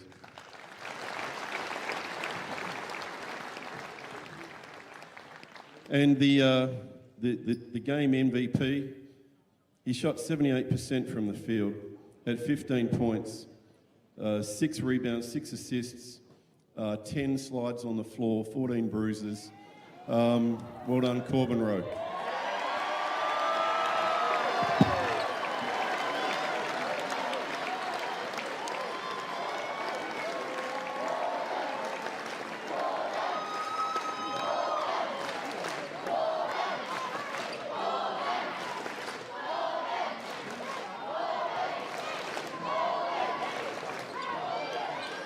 All right, boys, you want to get in front of here? We present officially to you guys your 2020 championship team for the first time. Give it up for the Senators!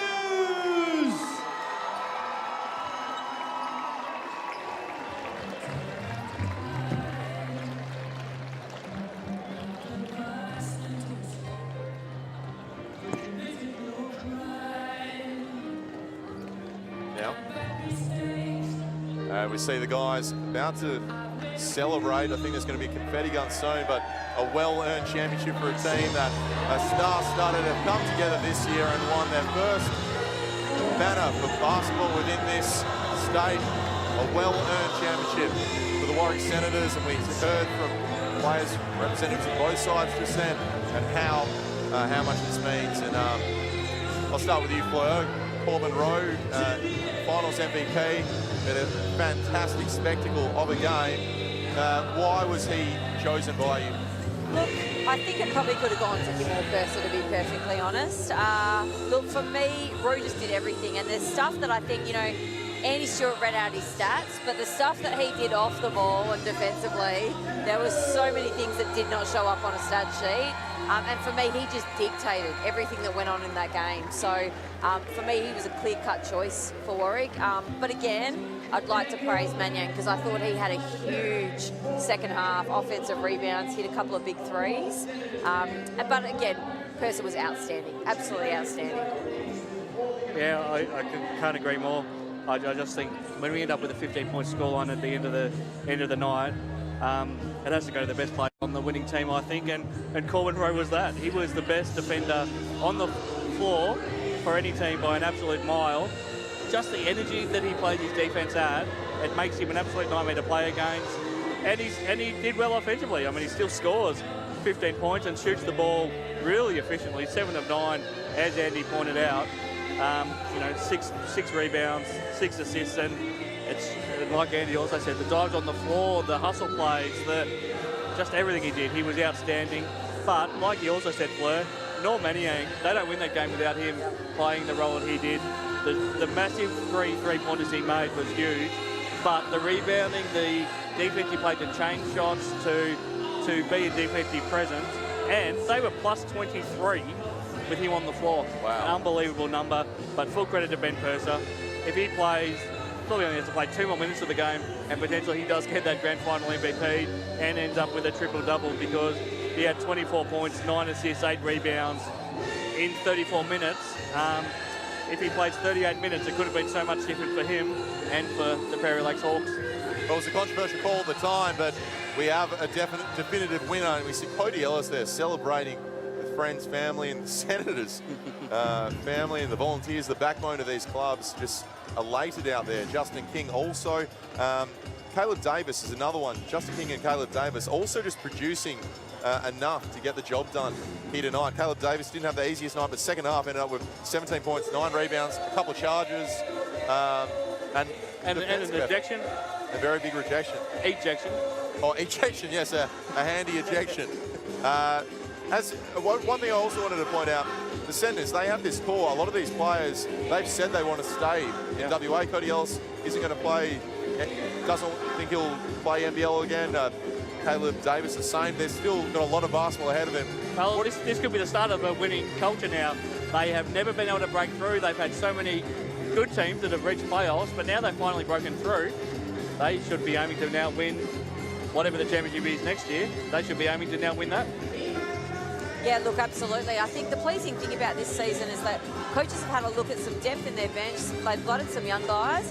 Then we get local stars staying. It's the best thing for West Australian basketball. Who knows what's going to happen next year in terms of the current world health crisis. So if we can just keep investing in our local talent, have our stars stay, it bodes very, very well for the future of this state. Well, we heard Mitch Norton at the halftime break. We heard Corbin Rowe and Mike Ellis as well talking about the effort from the Hawks and the youngsters, and I think that's been the true benefit from. We've seen there's been some talent unearthed this year that would have otherwise not got opportunity. We spoke about Ethan Elliott earlier. We're in the women's competition too. There's a reason why people are excited here. We didn't have basketball a couple months ago. Well, just on these two teams, these are the two best teams in the competition that made the grand final, but they've had teenagers that have started. Ethan Elliott, Isaac Campion at the Senators, who would have never really got any court time if it was a normal SBL season, if there was 2 imports and some other recruits, and even at the Prairie Lakes Hawks, somebody like a Harry Imerson, who we saw tonight, Keegan Phillips, who didn't play tonight, but who has had some big games, and these sort of guys are now getting a chance to play on good teams in front of big crowds, where I think it might actually fast-track their development, where they're now ready to do things at 17 or 18 that usually, in the usual development pathways, it takes until they're 20 or 21. Fleur, we see Mike Ellis on screen. He's got 2 NBL championships with the Wildcats. He's a former Wildcats coach. Has his number, retired. Where do you think this ranks for him? Look, I think the biggest thing is he got to win it with his son. I think any time you get to do something with your family, and his son's the captain, and you know, we talk about that it hasn't been a usual season, but I think Mike would put this right up there as the opportunity to stand up there with his son, and as a proud coach of the Warwick Senators. And to now have a championship banner to hang at Warwick Stadium alongside hanging his own name up there, I think means a lot to him as well. I mean, the Senators has been such a huge part of the Yellis family for such a long time, for 30 plus years. If you go back to when they were playing at the Senators, when in that grand final they played back in 1990, when they lost to the Redbacks, the Yellis family was part of that. They've had such a huge part in everything that's happened at the Senators in the whole history of that club. It means the world to them. That is their home. And Cody Ellis will always say that this is his home club, and this is the club that, above everything else in his life, this is where he feels at home. Well, he's got a lot of basketball ahead of him. Cody Ellis, 5 years in the NBL between the Sydney Kings and the Illawarra Hawks. Caleb Davis spent time in Adelaide. 36ers, Justin King, and obviously Wani Swako, who's just to our left. Whole career ahead of him. The Hawks, we spoke about unearthing some talent. Both these teams should be up in it next year, but also important to point out, both these teams had women's sides in the postseason as well. So special shout out to them, and the Hawks losing 2 this weekend. But the whole organisation, both of these 2 clubs are powerhouse clubs from the junior programs right up until SBL level. They are 2 of the powerhouses, and the Joondalup Wolves are the other one that had 2 clubs in finals for the West Coast Classic. I think they are 3 of the powerhouse clubs. They're not the only ones, but they are 3 of the clubs that are setting the standard right across the board from grassroots up in basketball in Western Australia. That's right, and well, thank you so much for your time tonight, Chris, Fleur. It was fantastic, and we had a great game, and fitting of what it was such a fantastic season. I mean, it's 15-point deficit in the end, but I suppose it was a lot closer than that the entire night. I'm your host, Josh Garb. Alongside me, Chris and Fleur. Thank you guys so much. It was a pleasure. Thanks, Josh. No worries. And from everyone here in the basketball Western Australian community, thank you for everyone that watched at home, and thank you for everyone that made this season possible. Congratulations to the Warwick Senators. Enjoy your night.